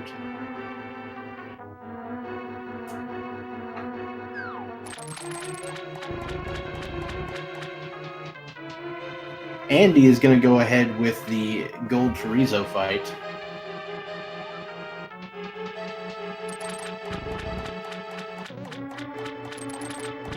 He's going to be quite happy about what he finds behind this door.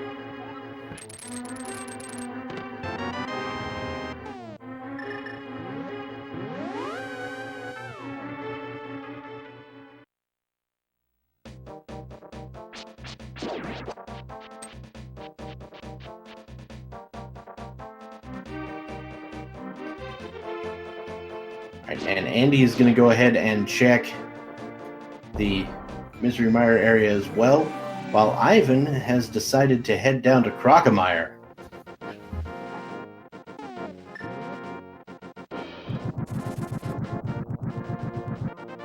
And Rip Croc, that good old Ice Charge Plasma is going to do a number on Crocomire. Yep, just one charge plasma shot is enough to say make Crocomire go, "What did you just feed me? I'm done." Should we stick a fork in him?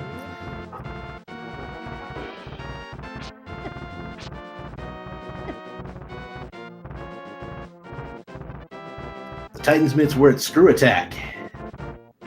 So, right behind Gold Chorizo. Means you definitely had to traverse Lower Norfair to get there.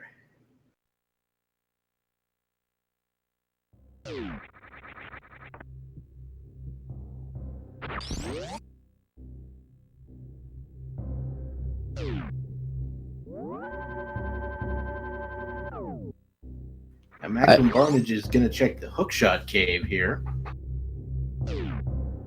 Oh, Ivan found where the other male upgrade was, and it was in... I don't know the name of that room was, just past Crocomire.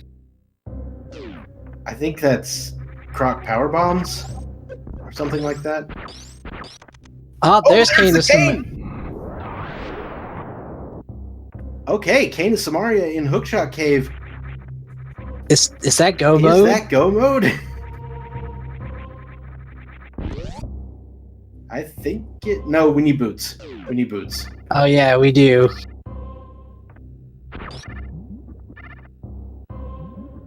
If anyone cared what was needed to get into Turtle Rock, it was Bombos. Good luck with that.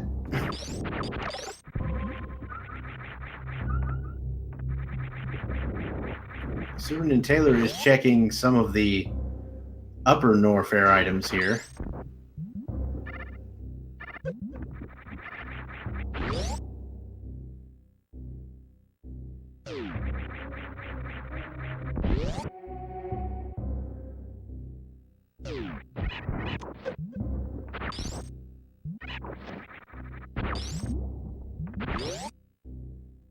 And Andy is going to be going through Hookshot Cave as well.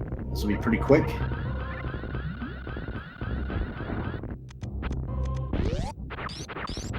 Missile pack outside of Speed Booster. In Speed Booster, we've got another energy tank, which SuperNinTaylor is not going to turn down.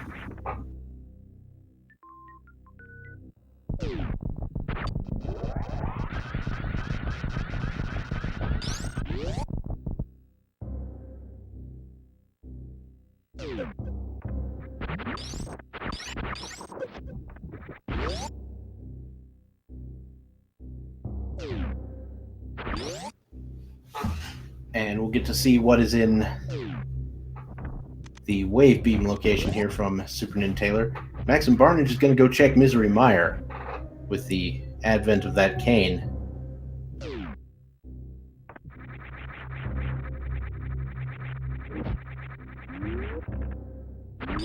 Plus 10 bomb upgrade there for SuperNinTaylor, and the wave beam location has power bombs.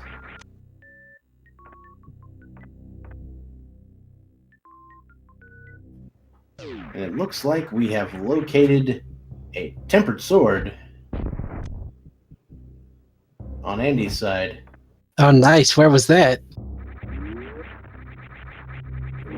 I am going to Floating Island. Right. Very nice.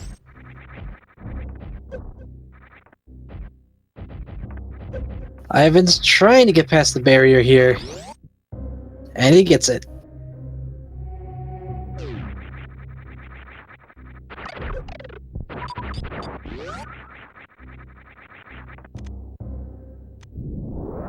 Alright, so we've got both Barnage and Andy in the same dungeon doing the same play here. We'll note once again there are 2 items in Misery Mire. If one of them turns out to be the boots, then it is go mode for sure.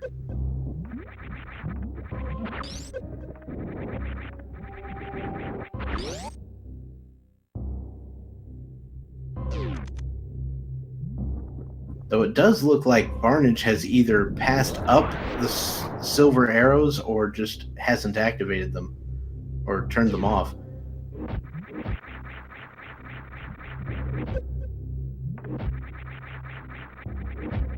I mean, we know where they are, so I imagine if Barnage wants them, he can get them.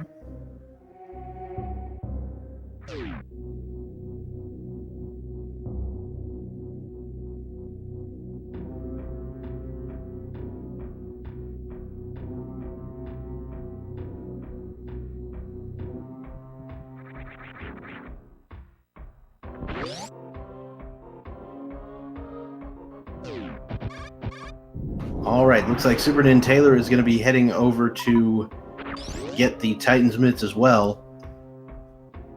And then after this, we may see ourselves a play on Ridley proper. I think that's what Ivan's going to be doing here. Though he is going to be farming up some supers first. You may have charged plasma, but it never hurts to utilize supers since you can do damage a lot faster with them. Yeah, Ridley dies to, I believe, 30 super missile shots. It does only take, well, with ice and no wave, it would be something like a similar number of charged plasma shots, but those are going to be much slower than super missile shots.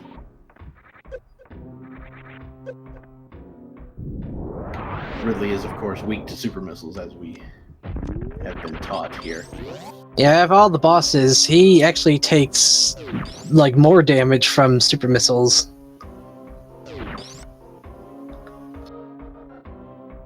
Ivan now making his way through the worst room in the game.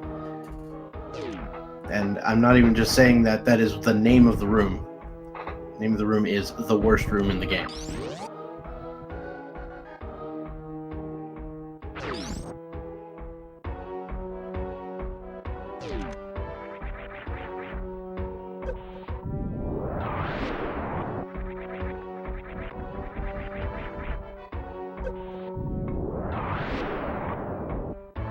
Oh, there's our last sword. It's in the Mickey Mouse shaped room there. Ooh, nice. So Andy and Ivan both, at the very least, have tempered.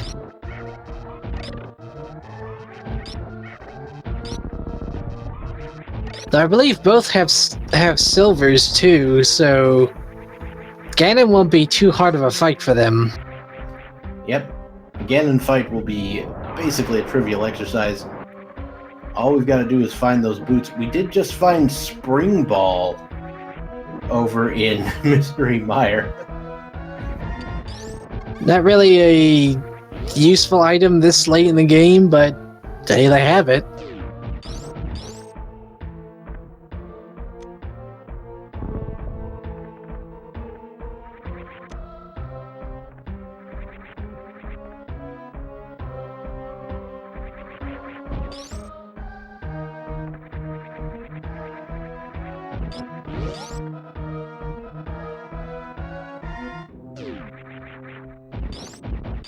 Okay.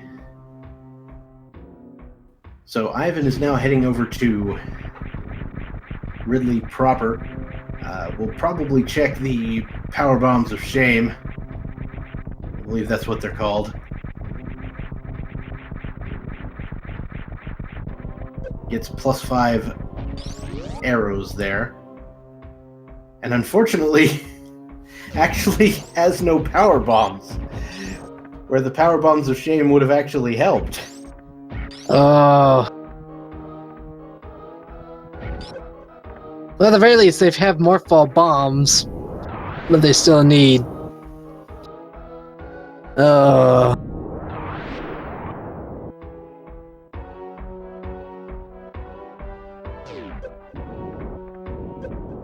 And unfortunately, not a lot of enemies here are going to just drop power bombs that easily.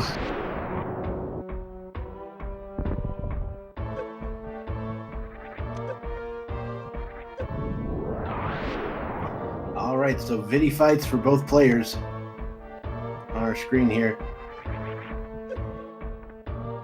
Maximum Barnage actually exhausted his arrow supply with those silvers, so had to use some cape strats. Gets that key, and that's going to do it for Misery Mire. Still no boots to be seen just yet. I did take the time to check out this the Ridley statue room to get some power bombs.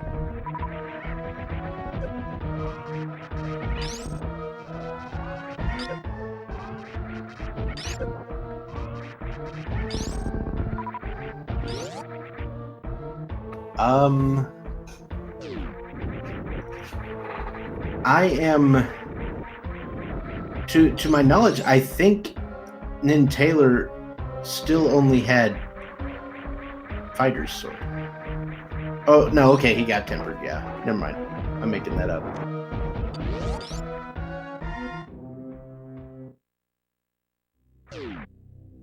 Well, and Taylor's already has Ridley fight, and Ivan's pretty close behind.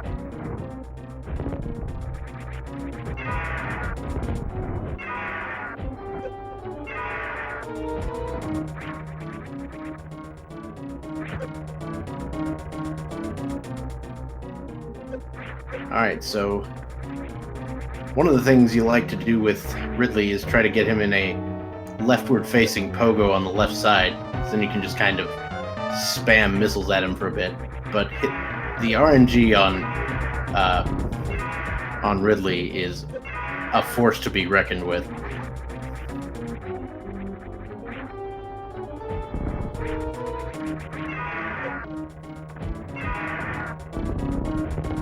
Taylor's got to be pretty careful. He is running low on super missiles.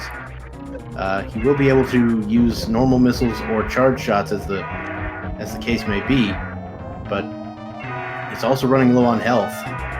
But that is going to end it for SuperNinTaylor. Pretty well fought, Ridley.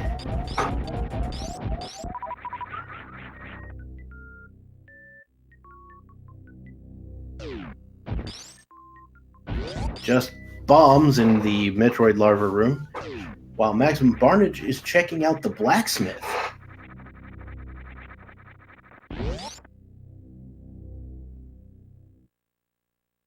I mean, he was running low on energy. He does have reserves, though.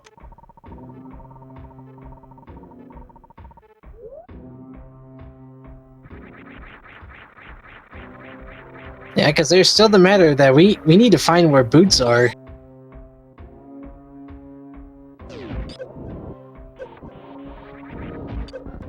Huh, interesting. I didn't know the treasure box stays with you when you use flute. Yep, that is a very, very useful thing to know. Just a reserve tank for the purple chest. It looks like Andy's found Bombos in Ice Palace. Oh no, that could mean a trip into Turtle Rock. Maximum Barnage will be heading into Ice Palace as well right now. SuperNinTaylor is farming up some ammunition and health here on the way out of Lower Norfair.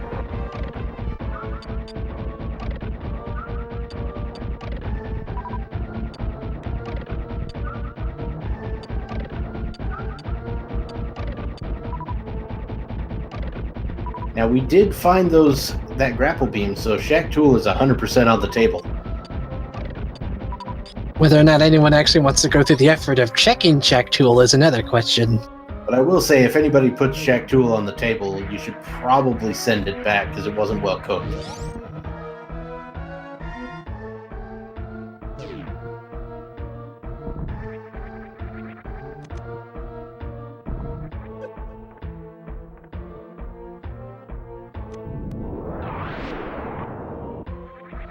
There's our Spazer, but with Plasma Beam, I don't expect any runner to be any amount of interested in that Spazer.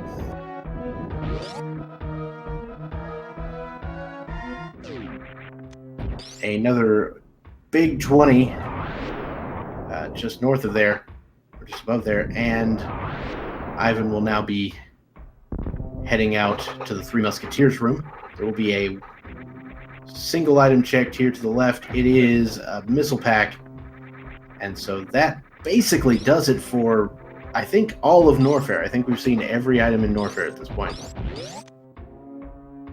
If it does need to be careful here, these key hunters do 50 damage, even with Varia and Gravity. Ooh, Ivan now on 50 health exactly. He's going to need to take it very, very safe coming out of here.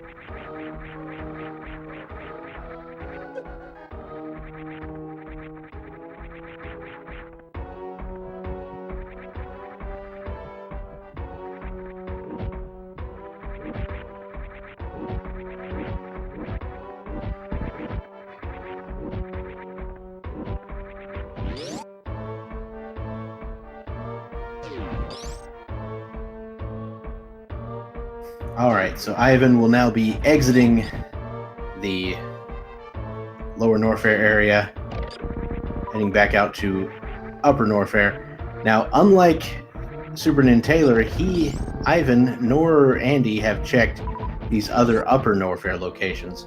So when SuperNinTaylor leaves, he will be able to just peace out.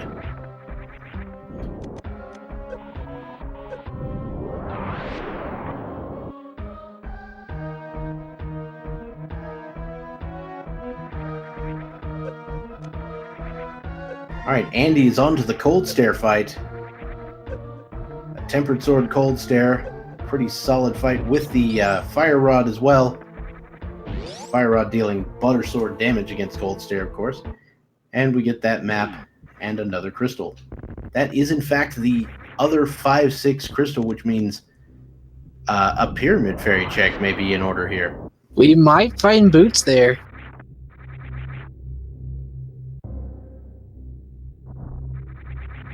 Yeah, no one's checked Plasma Beam. No one's checked Shack Tool.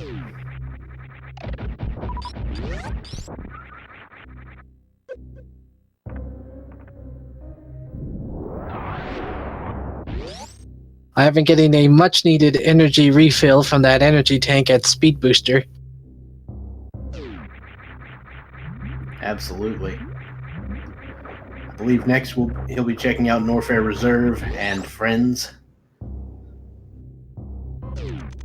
I think that's the title of my new TV pilot, Norfair Reserve and Friends. Meanwhile, Andy is more than likely going to be grabbing the big bomb and to go check out the Pyramid Fairy. And SuperNinTaylor did just go look at the Cathedral missiles, which I don't think anyone had actually checked at this point.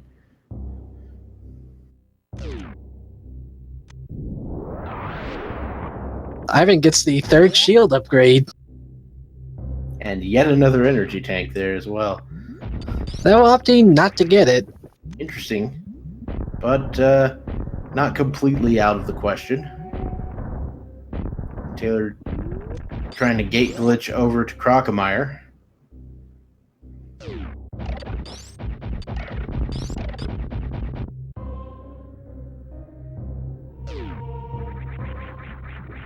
If I had to guess where Blue Cane was, I would say Ganon's Tower. And here's our Pyramid Fairy check. We've got, well, there's Blue Cane. And Yeah, Visahar. That's Ganon's Tower, right? Or Ganon's Pyramid. Probably Close Ganon's enough. going to be showing up here, so I guess it would count.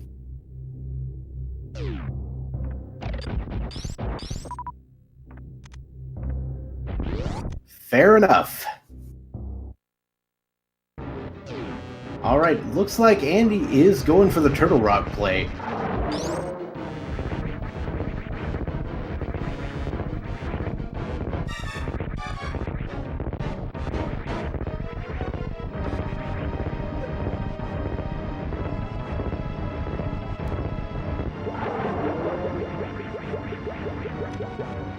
So if the boots aren't in Turtle Rock, where could they be?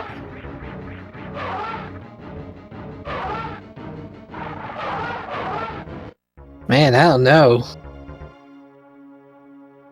I'm not convinced we haven't seen every single location in Super Metroid. Oh, well, Shack Tool and Plasma, but that's it.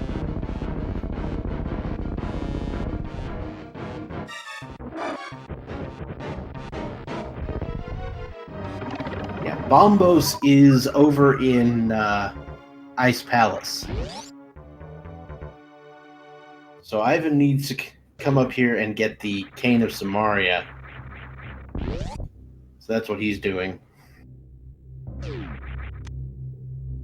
Oh, Andy has shovels, so he's going to check out the dig spot here. Oh, we're digging. It's the Oh. single arrow! Desert Palace's boots locked, Arctic Vex.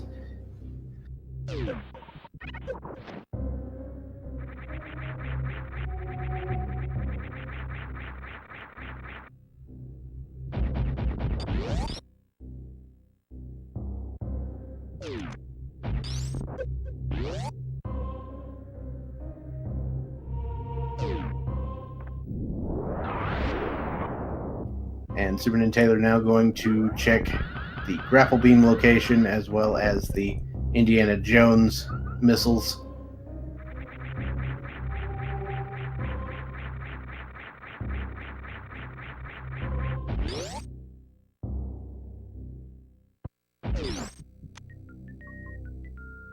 And gonna reset right after that. So a bunch of our runners will have picked up the red mail and left it behind at the same time. Oh, Barnage just making the making the play to go into Turtle Rock. T-Rock play is real, and Andy looks to be following Barnage into Turtle Rock, so this is going to be a pretty close race to see who finds those boots. Because once they do, they're going to make a beeline for Desert Palace and just finish up whatever dungeons they haven't done so far.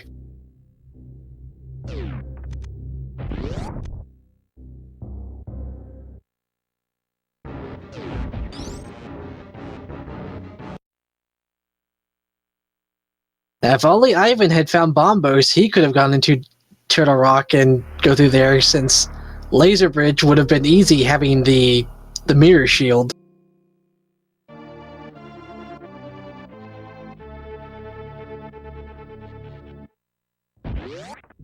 So Barnage is in Turtle Rock, found the big key in the first chest. SuperNinTaylor piecing out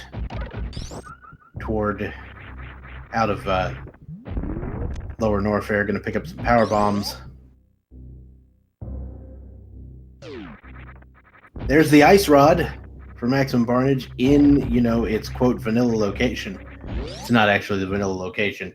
It's just where it tends to end up in a lot of these randomizers here in Turtle Rock. Ped was just missiles, so Ped is dead. Ped is super dead. Oh, here's a place we haven't seen yet. No, we've seen Ice Beam. Never mind. I remember seeing someone else check Ice Beam.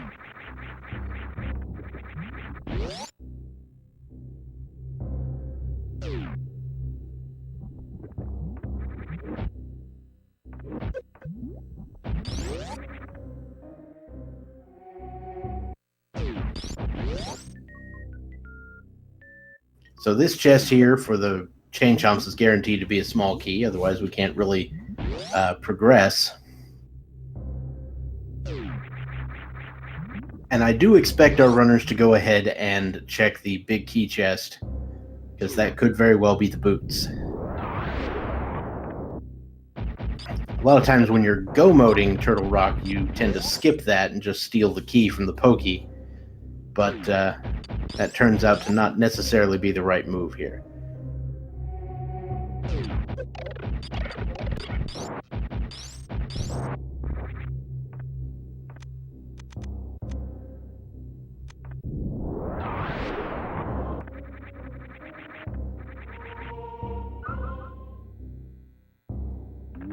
I think Ivan's going to go check out...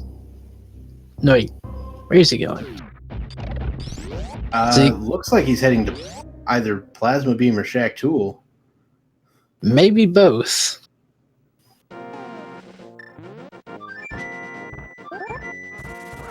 Yeah, this looks like a play on Shack Tool. Oh man, if boots are at Shack Tool... Nope, he's going to Plasma. Never mind, he went up. Can you just imagine if boots were at Shack Tool? That's kind of the worst. Like, I wouldn't wish that on my worst enemy, to be honest.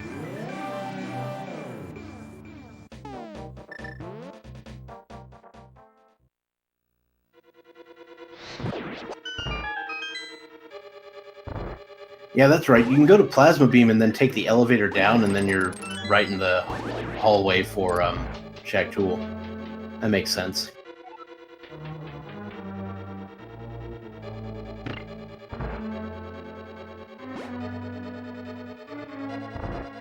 Well, Maximum's checking out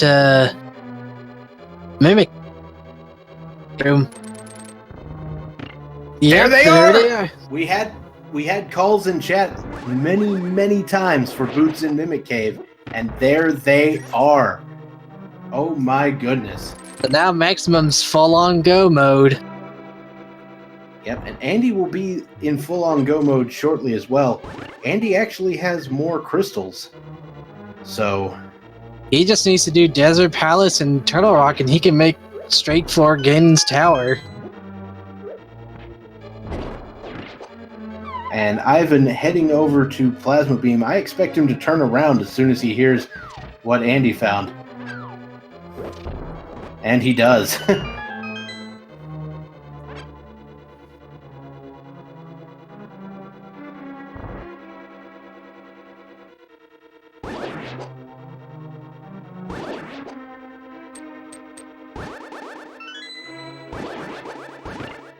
So SuperNinTaylor is in Ice Palace. He knows that the Bombos Medallion is in here, so I expect him to pick up that and nothing else. Except for the crystal, of course.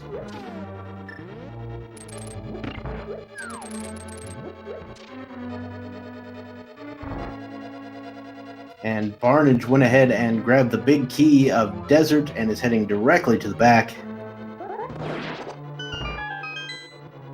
Whereas Andy is going to head in and clear out Thieves Town.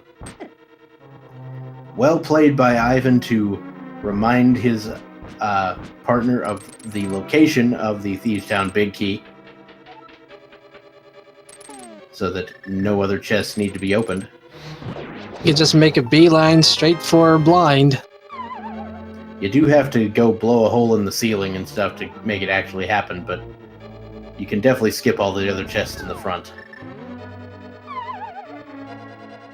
Because I don't think there was anything else useful that inside Thieves Town, was there?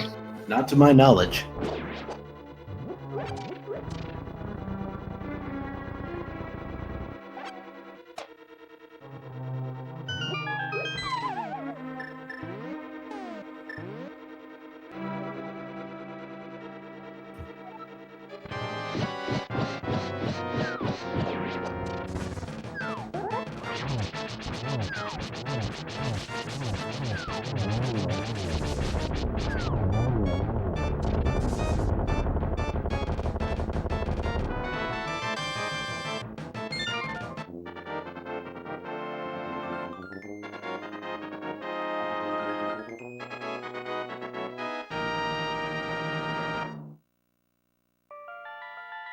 All right, so the true final endgame of this seed now begins, as both of our teams know exactly where all of the items are they need to acquire and should be heading to their respective dungeons shortly.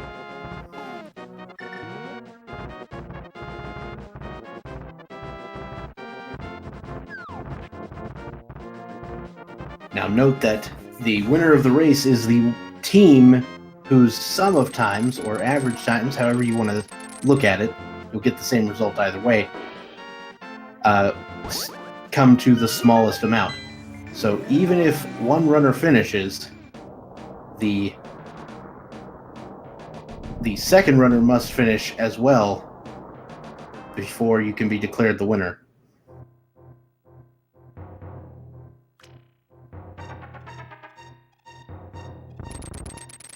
Man, I just asked people. Is it just the last guy's finish time? No, it's which team finishes first. So for in order for a team to win, both have to finish. It doesn't matter if you finish first. If the other team manages to finish before both of you do, then they win. Okay, my apologies for getting that completely wrong. I will admit to that. Sorry, I asked in chat and I got an answer and I thought it...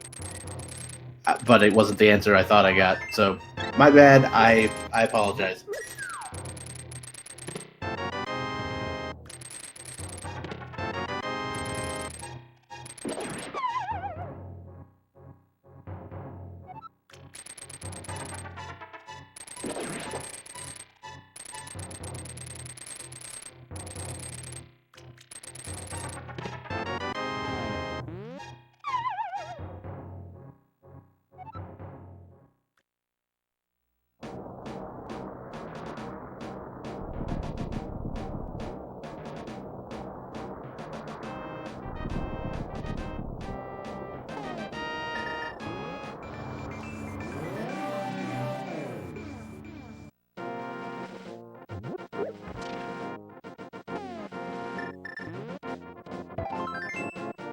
All right.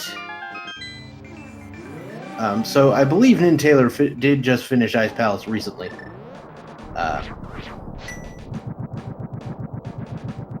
Unless he somehow went in there and didn't finish it. But he did go get the Bombos medallion out of there for sure.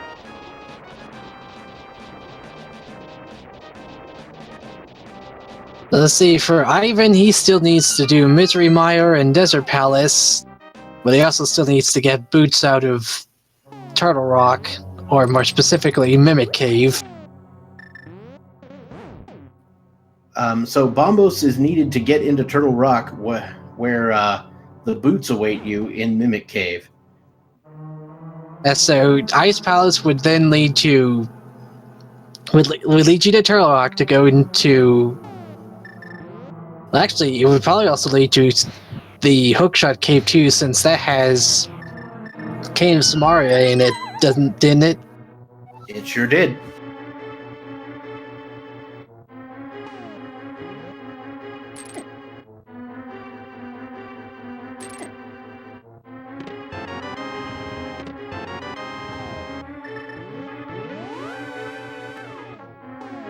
Barnes using some sick acid strats in Ridley fight here.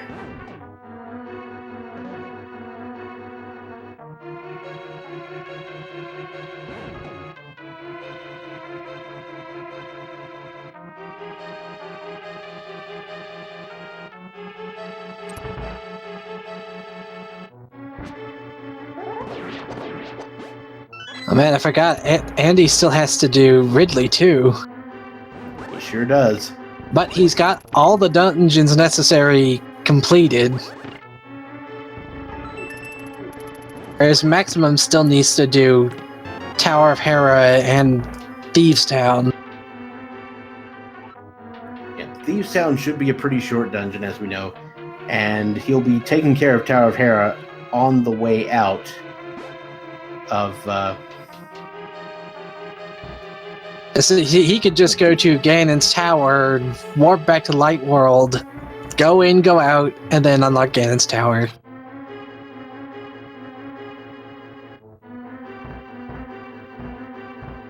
So if you're Maximum Barnage, now we know where SuperNinTaylor got his tempered sword. I believe that was in the Mickey Mouse room, but I'm not sure they know that the other sword is on the floating island. And Maximum Barnage is sitting on just a Master Sword at the moment, so. Well, at the very least, he could check out the Mickey Mouse Cave while he's down here.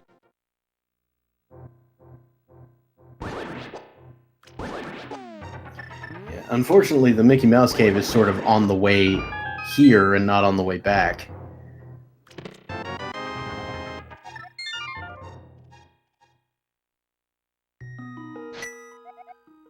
Might be checking to see where it is.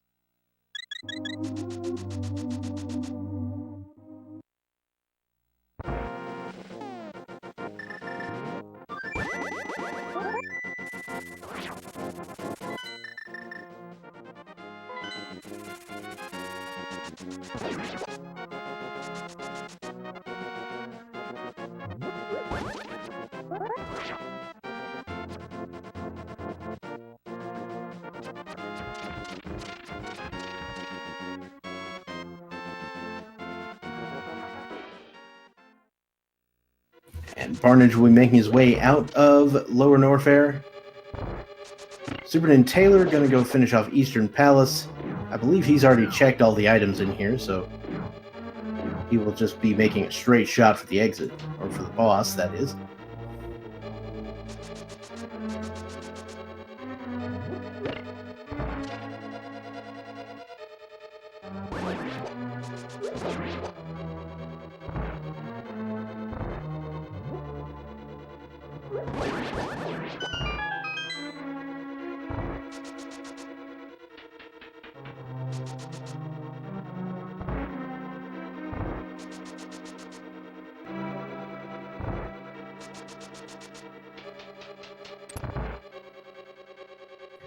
Andy heading off to Ridley, finishing off the Metal Pirates.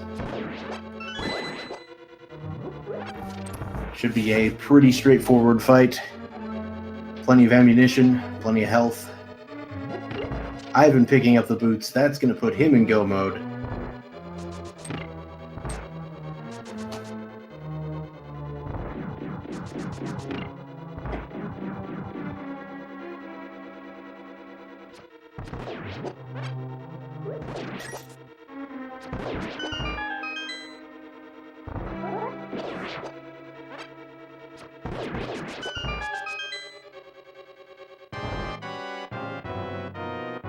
So Ivan will now be picking up the Misery Mire play here.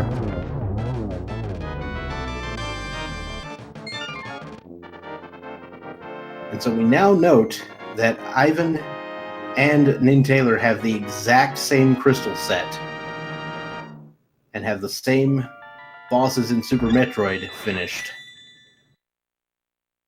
The key difference here is that Ivan has a head lead here since he's already in Misery Mire. Very true. Just a couple of, a good, 30, 45 seconds or so. What? No, wait. That could very well be made up within, with some execution in the various games. So this is a pretty close race here. This is anyone's game at this point.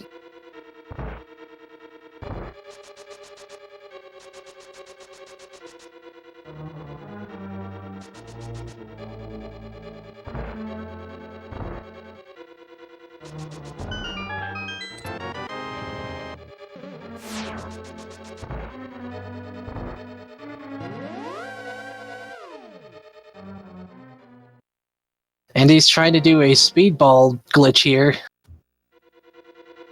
And there he goes. Nicely done.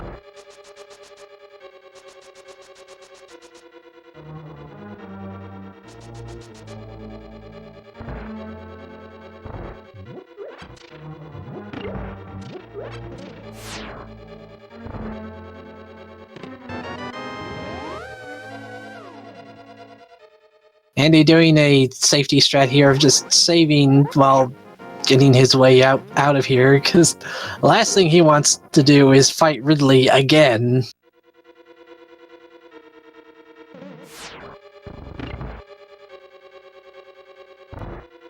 Yeah, it seems like a pretty good call. And I think Andy is going to go ahead and head down in here into the Fireflies room, where he knows from his partner that there's an energy tank down here to sort of refill. Get some much needed health out of it.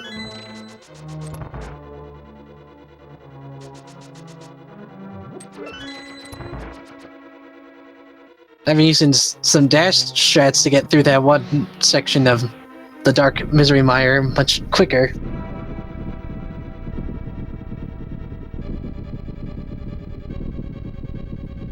Alright. So SuperNinTaylor is about to face off against Landmola's, using Fire Rod strats, it looks like.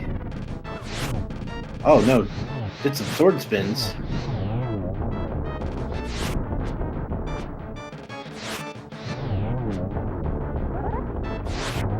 And they're down. Meanwhile, Ivan unleashing the Silver Arrow Barrage on Vitreous gets the Zero Cycle. Very nice. It's always satisfying if you can manage a Zero Cycle on good old Viddy.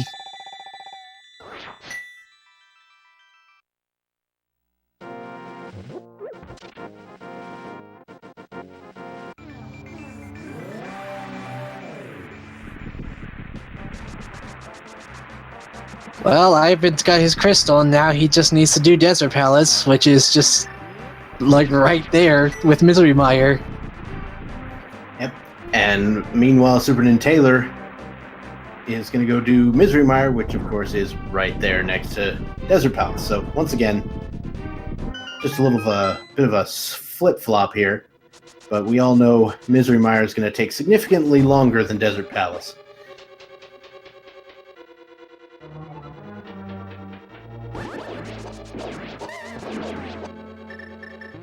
But of all of our runners here, Andy looks to be like the first that's going to be taking the dip into Ganon's Tower.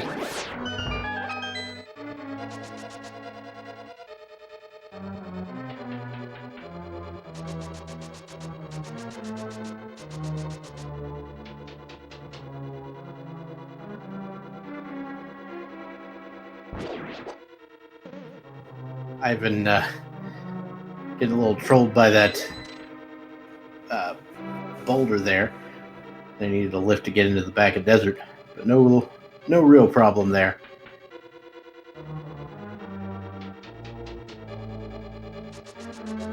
And it does look like Andy is making the play toward Ganon's Tower, so we're going to get to try to find out where that big key is today. And chat's already firing away at the guesses. Which one do you think it's going to be? Well, as I am contractually obligated to do every time, my guess is Bob's chest. Which number is that? Number 8? It could be... it could be 14, could be 18, and it could be... I guess it could be 8 in some scenario, but probably 7 if you go straight right. I'm going to say it's either the fire bar chest or the fire snake room that the big key is going to be in. Alright, so we've got super missiles and a small key on the right hand side. Andy's going to go ahead and get himself into the right hand side.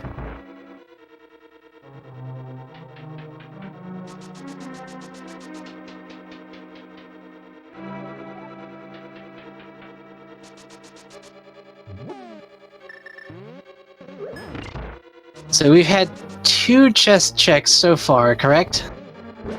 That is correct. So coming up in the compass room, we've got missiles,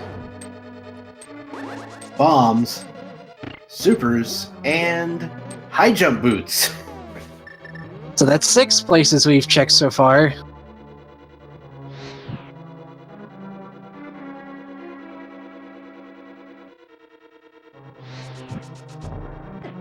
I remember one of the seats I commentated on. The big key was in the tile room, and that's 7. That's everybody's basically least favorite place to find it.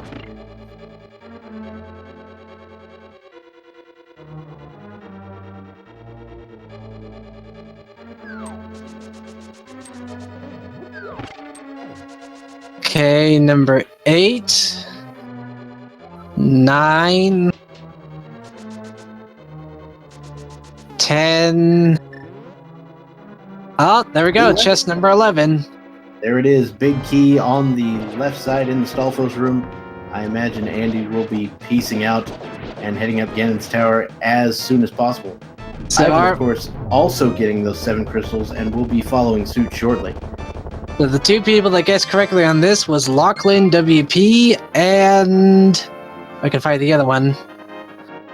Schizophrenic. So GG to Lachlan and Schizophrenic. Congratulations. You have guessed correctly. Now, SuperNinTaylor will be piecing out to Ganon's Tower as well. Of course, he is not aware of the location of the Ganon's Tower Big Key. All he just needs to... Yeah, all he needs to do is get to the key and then get it straight for Ganon. Yeah. We gotta hope for his sake he doesn't try to go right side with that small key.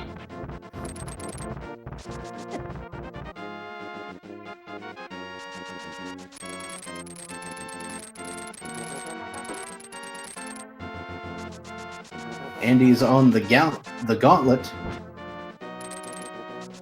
And this will be a pretty solid gauntlet from Andy, as it usually is.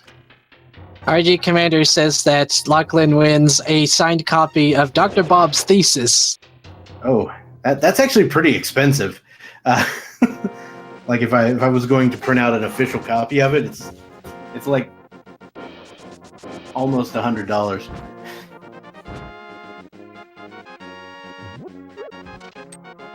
Also, nobody wants to see that. No, you'd be surprised on that.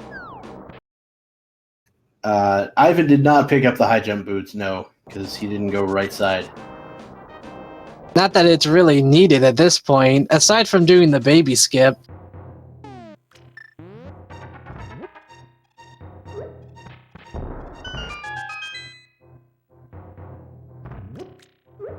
I don't think it's possible to do the baby skip without the high jump boots, is it?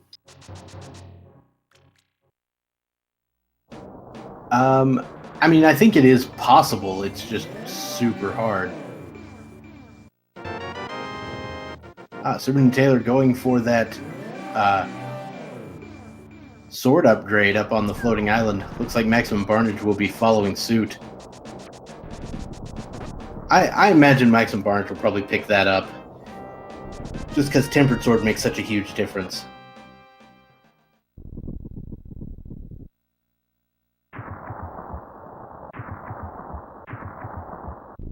Nope. Yep. I'm getting debated all over the place by these runners. Are they gonna go this way? Are they gonna go that way? Andy did go ahead and check another chest on the way up Ganon's tower. If there's one item I'm looking to maybe hopefully find on the way up Ganon's tower, it's the screw attack. Oh dang, Andy did a hover. Yeah, he did. Andy is known for his prowess with leaving the A button unpressed for a single frame. Wow.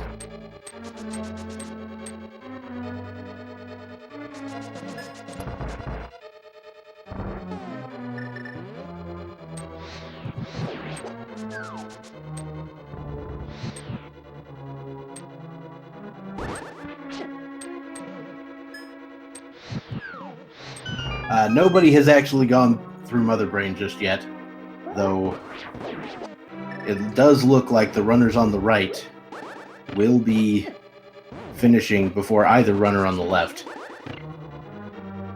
at this rate. So Team Farts looks to be in a pretty good position over Team Big Key Hunters. Andy does need to be careful though, and I don't know what his potion situation is, but he's low on health.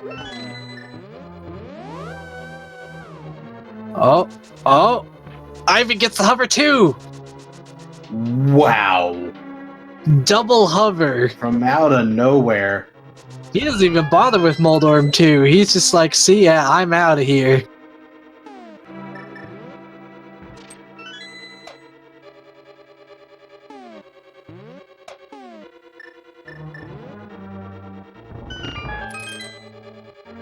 Wait, why hasn't he... I was wondering why Andy was just kind of sitting there for a second. Meanwhile, Ganon is informing us of the largest bit of cheese ever produced.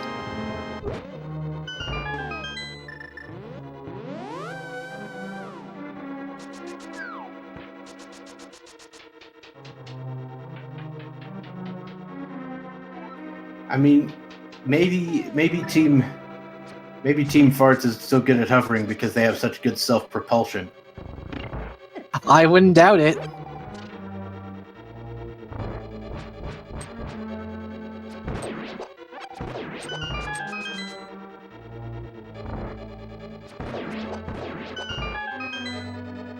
Did we find the arrows in Death Mountain? You bet we sure did.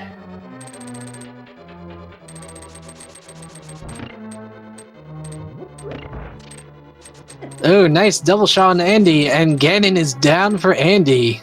That's a 1G for him. The Niven's right behind.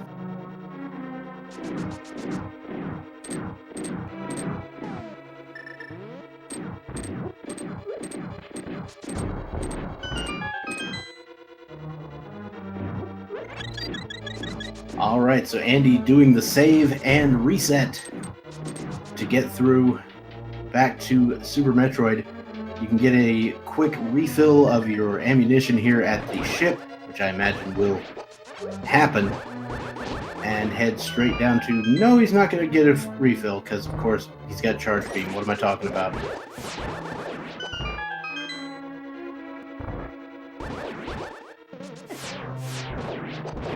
Because Charge Beam is going to be significantly more useful on Mother Brain than it is on Ridley.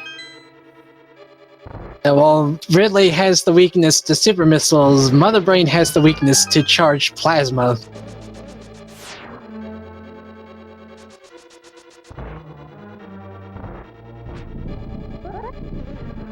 So waveless charged plasma, I believe, deals 600 to Mother Brain, so that would take a good old-fashioned 30 shots.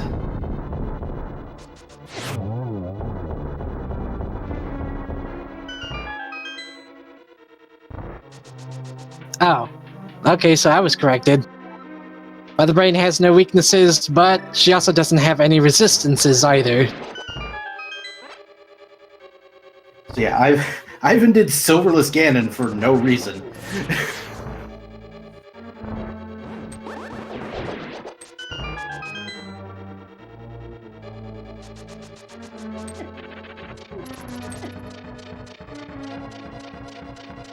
Yeah, you can absolutely beat Mother Brain or Ganon without being in go mode for the other game. Or even the game you're in, for that matter. Well, sort of.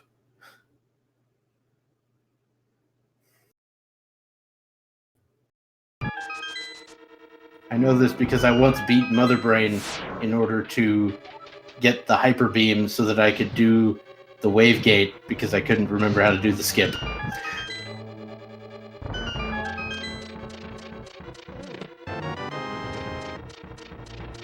Anyway.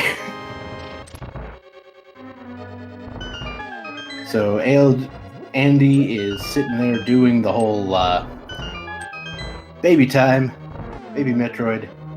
We'll see if he skips it or if he decides to peace out. Looks like he's going for it.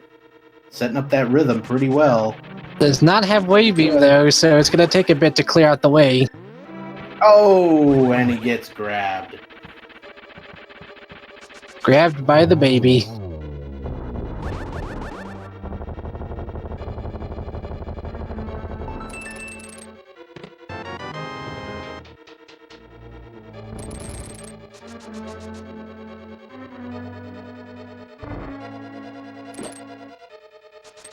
All right, so we see Andy coming in with no screw attack and a ice beam, so you can nicely set up what's called the Zebetide skip for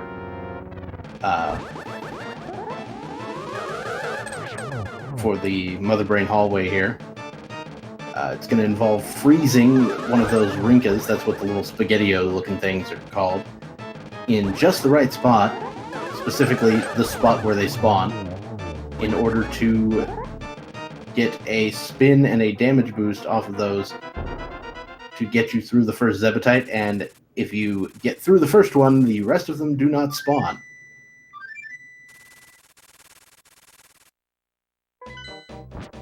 Without the Wave Beam, you will have to freeze them from below, because it doesn't work from above.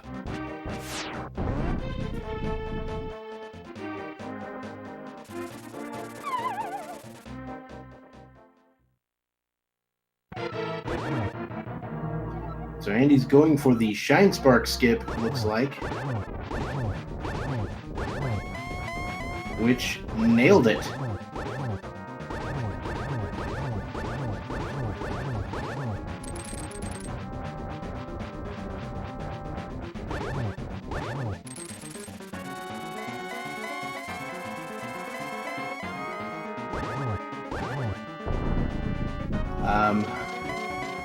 You know, without the charge beam, or with the charge beam, I don't think it's going to be that much of a big deal for Ivan's super count.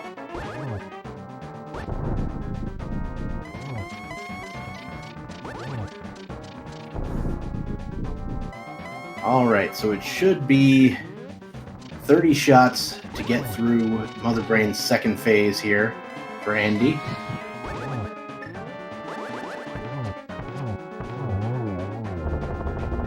And Ganon's down for SuperNinTaylor. That's 1G for them.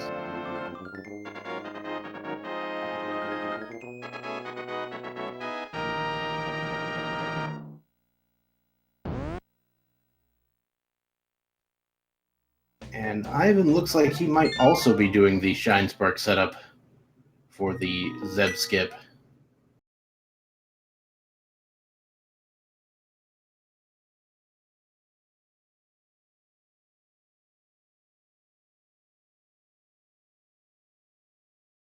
And he gets it. Well done. Andy, of course, is going to go ahead and go directly into the cutscene with the baby Metroid.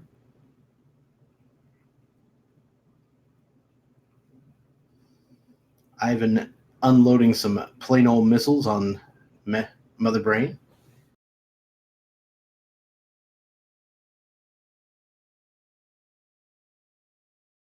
Did we lose audio on SuperNinTaylor's stream?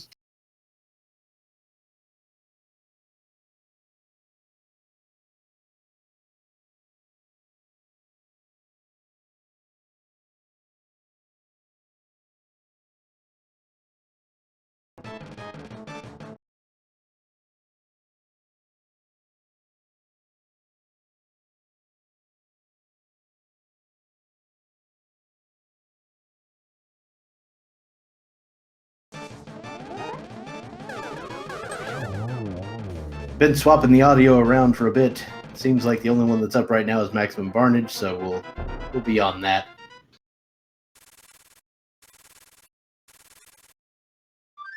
Andy gets the Hyper Beam.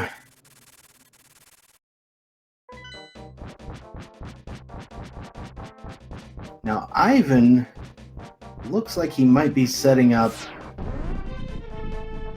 for the stand-up glitch here. Yep, he's got the stand-up glitch.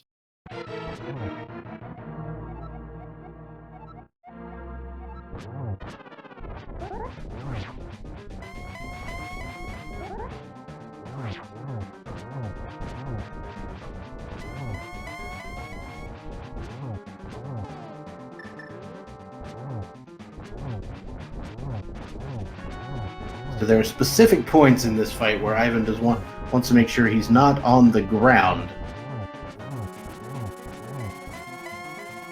But you can use this time to put in a few charge shots and deal damage while waiting on the cutscene to occur. He just needs to be careful that he doesn't go get too greedy with his shots, otherwise he could softlock the game. Or rather, put the game to a crawl that the cutscene only progresses by like a frame every 30 seconds.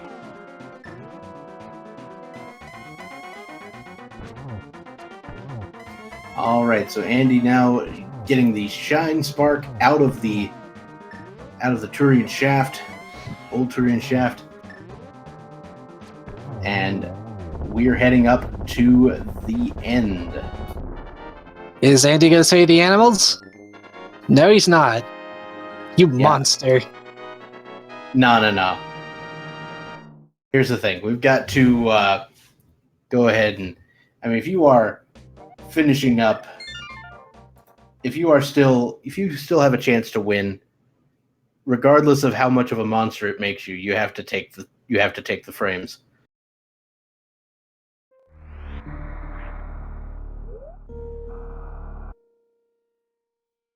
Either way, ALG Andy finishes first out of the four with a time of 2 hours and 44 minutes and 24 seconds. Though I guess if it's the second player to finish his time, it really wouldn't have hurt Andy to go do it.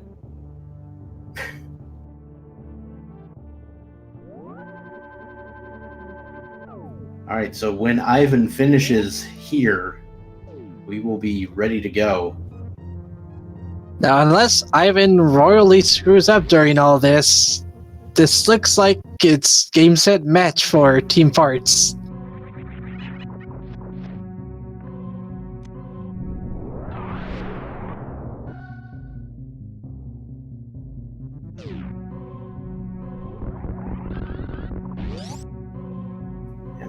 So Team Farts, Ivan heading on up.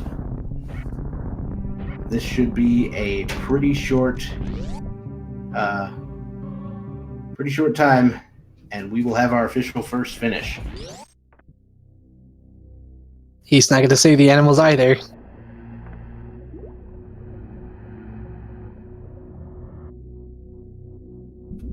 And there we go, the official second place finish time, and the second finish time of the team is 2 hours 46 minutes and 1 second for Team Farts. And they are the winner of this match. I gotta say, this was definitely a close match for both of these teams, because, like, look how close just the Team Big Key Hunters is with finishing. They're at Mother Brain. Absolutely. SuperNinTaylor's on Mother Brain. Maximum Barnage is just now finishing up the last few rooms of Turian. This was a pretty close race. Just a few minutes going to be separating these two teams.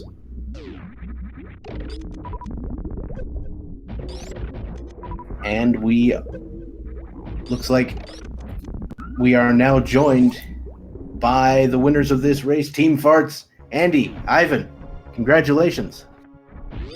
Hey, thanks. What did you guys think of that seed? Boots are awful. stupid. Boots are stupid. I agree. It was kind of just designed to get on the nerves of anybody who's ever run Link to the Past for any amount of time. Yeah, it was definitely really slow progression-wise for a long time. So yeah, your two opponents, one of them is on the Mother Brain, is on the baby Metroid right now, so pretty close between the two teams, I'd say. Yeah, they're like right behind you. All throughout this, it was been a close race, because like they had the edge, then you guys had the edge, then they had the edge again.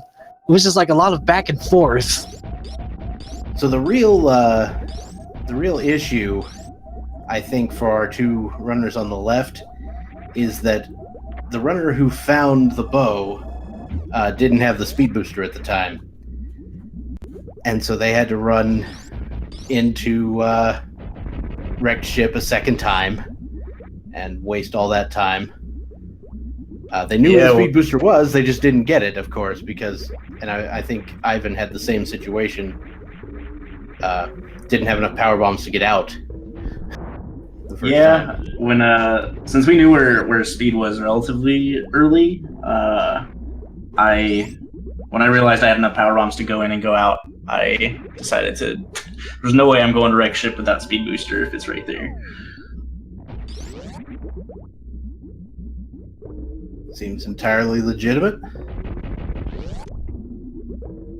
But yeah, overall that seed was just kind of like check everything you can, and then we just slowly got more and more pieces to beat pendant dungeons as we went along. And yeah, and what was the thought running through your mind as soon as you saw the Bombos medallion? Once I got Bombos, Ivan and I were both. He had to do 2 dungeons that I had already done with Mire and Ice. I had to do 2 bosses or whatever that he'd already done, which was Thieves Town and Ridley. And so we knew that like the only place it could really be was like in Meridia or in Turtle Rock. So I went to Turtle Rock because I had Bombos. Ivan went to Meridia, and before Ivan even got anything there, I found the boots. Yeah. So yeah, we saw once you found the boots, because Ivan was headed for Plasma Beam and Shaq Tool, and we saw you get the boots, and then Ivan was like, "Nope." That was the official term. I believe that is how it works. So yeah, very well played for both runners. As you might expect, the collection rate is vastly different between the two players. Yeah, but that like Andy, sort of thing you expect. Andy picked up 193 items, while Ivan picked only 140. This is still crazy that Andy picked up so many more items, yet he finished before with a good minute 30 before Ivan. I'm just never going to talk about blind ever. No, blind isn't a thing. I don't know what you're talking about. Who is this blind you speak of? But I mean, seriously, I think, unless you've spent a metric ton of time practicing the blind fight, 6 heart green male blind, fighter sword blind, because the sword makes a difference. If it's fighter sword, there's a little less range on it, is not going to be your favorite fight. Not going to be your favorite.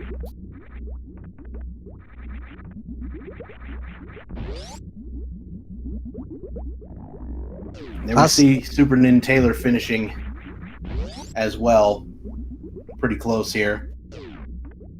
Also, our tracker wanted to know from you, Ivan, of why you were trying to do silverless cannon despite having silvers. Good story. I'm an idiot. Well, good answer.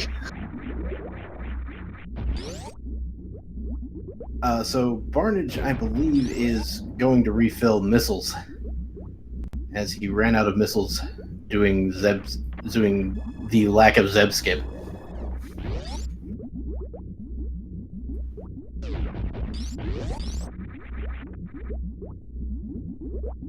Yeah, Maximum Barnage does not, in fact, have charge beam. I will say this much. My favorite thing from seeing you guys was the fact that both of you pulled off the double hover. Hell yeah. I expected it from Andy, given the way he does his Link to the Past runs, but Ivan pulling that off too was just amazing. Yeah, the swag was in fact real. Let's just put it that way. Dude, Ivan barely knows how to ice bomb jump anymore. Yep.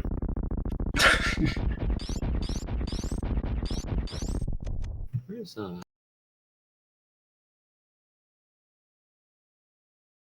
Oh, do you guys know how much time I lost sitting on top of the pyramid and not doing anything? It was about 12 seconds or so. Okay, not bad. I really had to use the bathroom. Yeah. Yeah.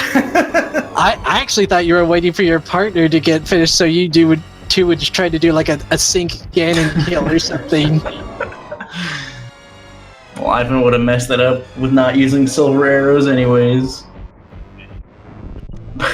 But yeah, after I beat Mother Brain and after I was done, I went in my chat and I asked how much time I lost. And they're like, well, you didn't lose as much time as Ivan did to not using silvers. And Ivan just yelled.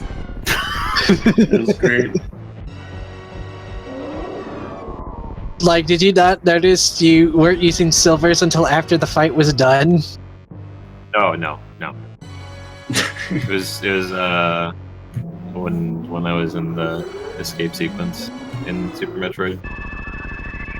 Alright, Maximum Barnage had just enough ammunition to get Mother Brain 3 into the final. Mother Brain 2 into Mother Brain 3. I don't know how to words today. And there was one match that I commented on for the losers bracket that I forget who it was because I'm bad at remembering names, but they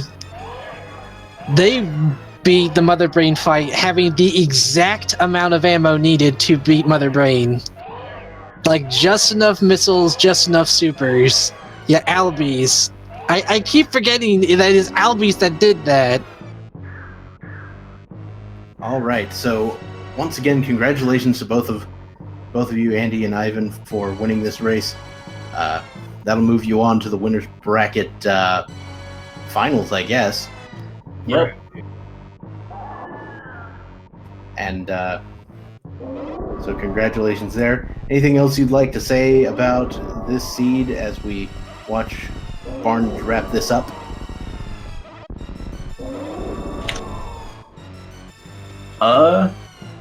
Whoever we meet in the winners finals is gonna be a really heckin' good team. I believe it. So it should be a pretty sick winners final matchup. That is going to be either Team Wildcard, that's Wild Anaconda and Alucard, or Team Snappy's Hawaiian Host.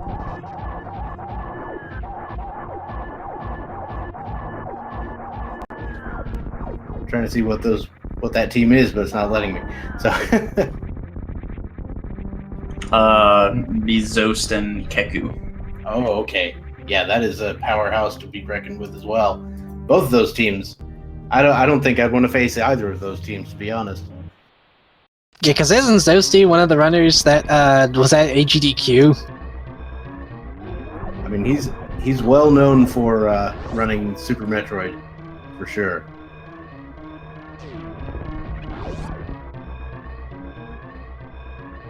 All right.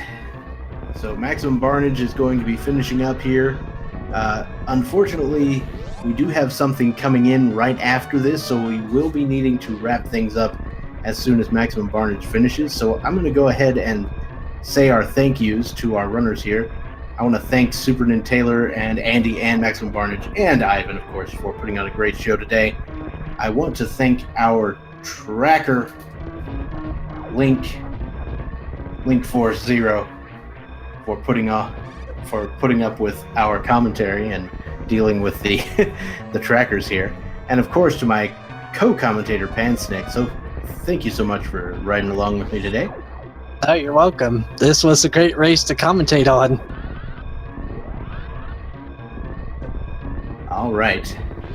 So we see Maximum Barnage leaving the old Turian shaft, heading up to Criteria proper. We'll see what he does vis-a-vis pixelated creatures. Given that he probably knows that he's the last one, he might just go save the animals. Yep, he's gonna. Well, he's going down there. That doesn't mean he's gonna save them.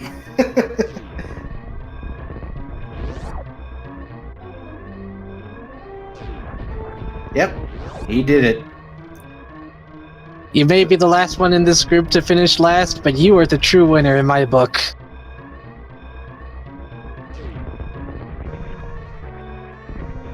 So for those of you who like your Metroids canon, there you go.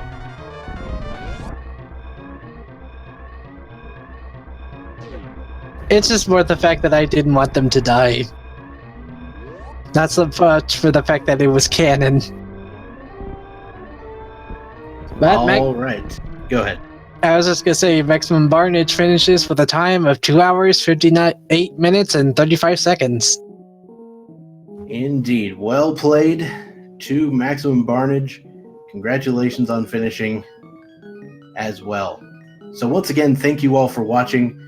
We've got a Zelda 1 randomizer race coming in on this channel right after this. So thank you all for watching, but we're going to go ahead and wrap it up here today. I've been Dr. Bobtastic. And I'm Pansnick. And we'll see you later. Bye-bye.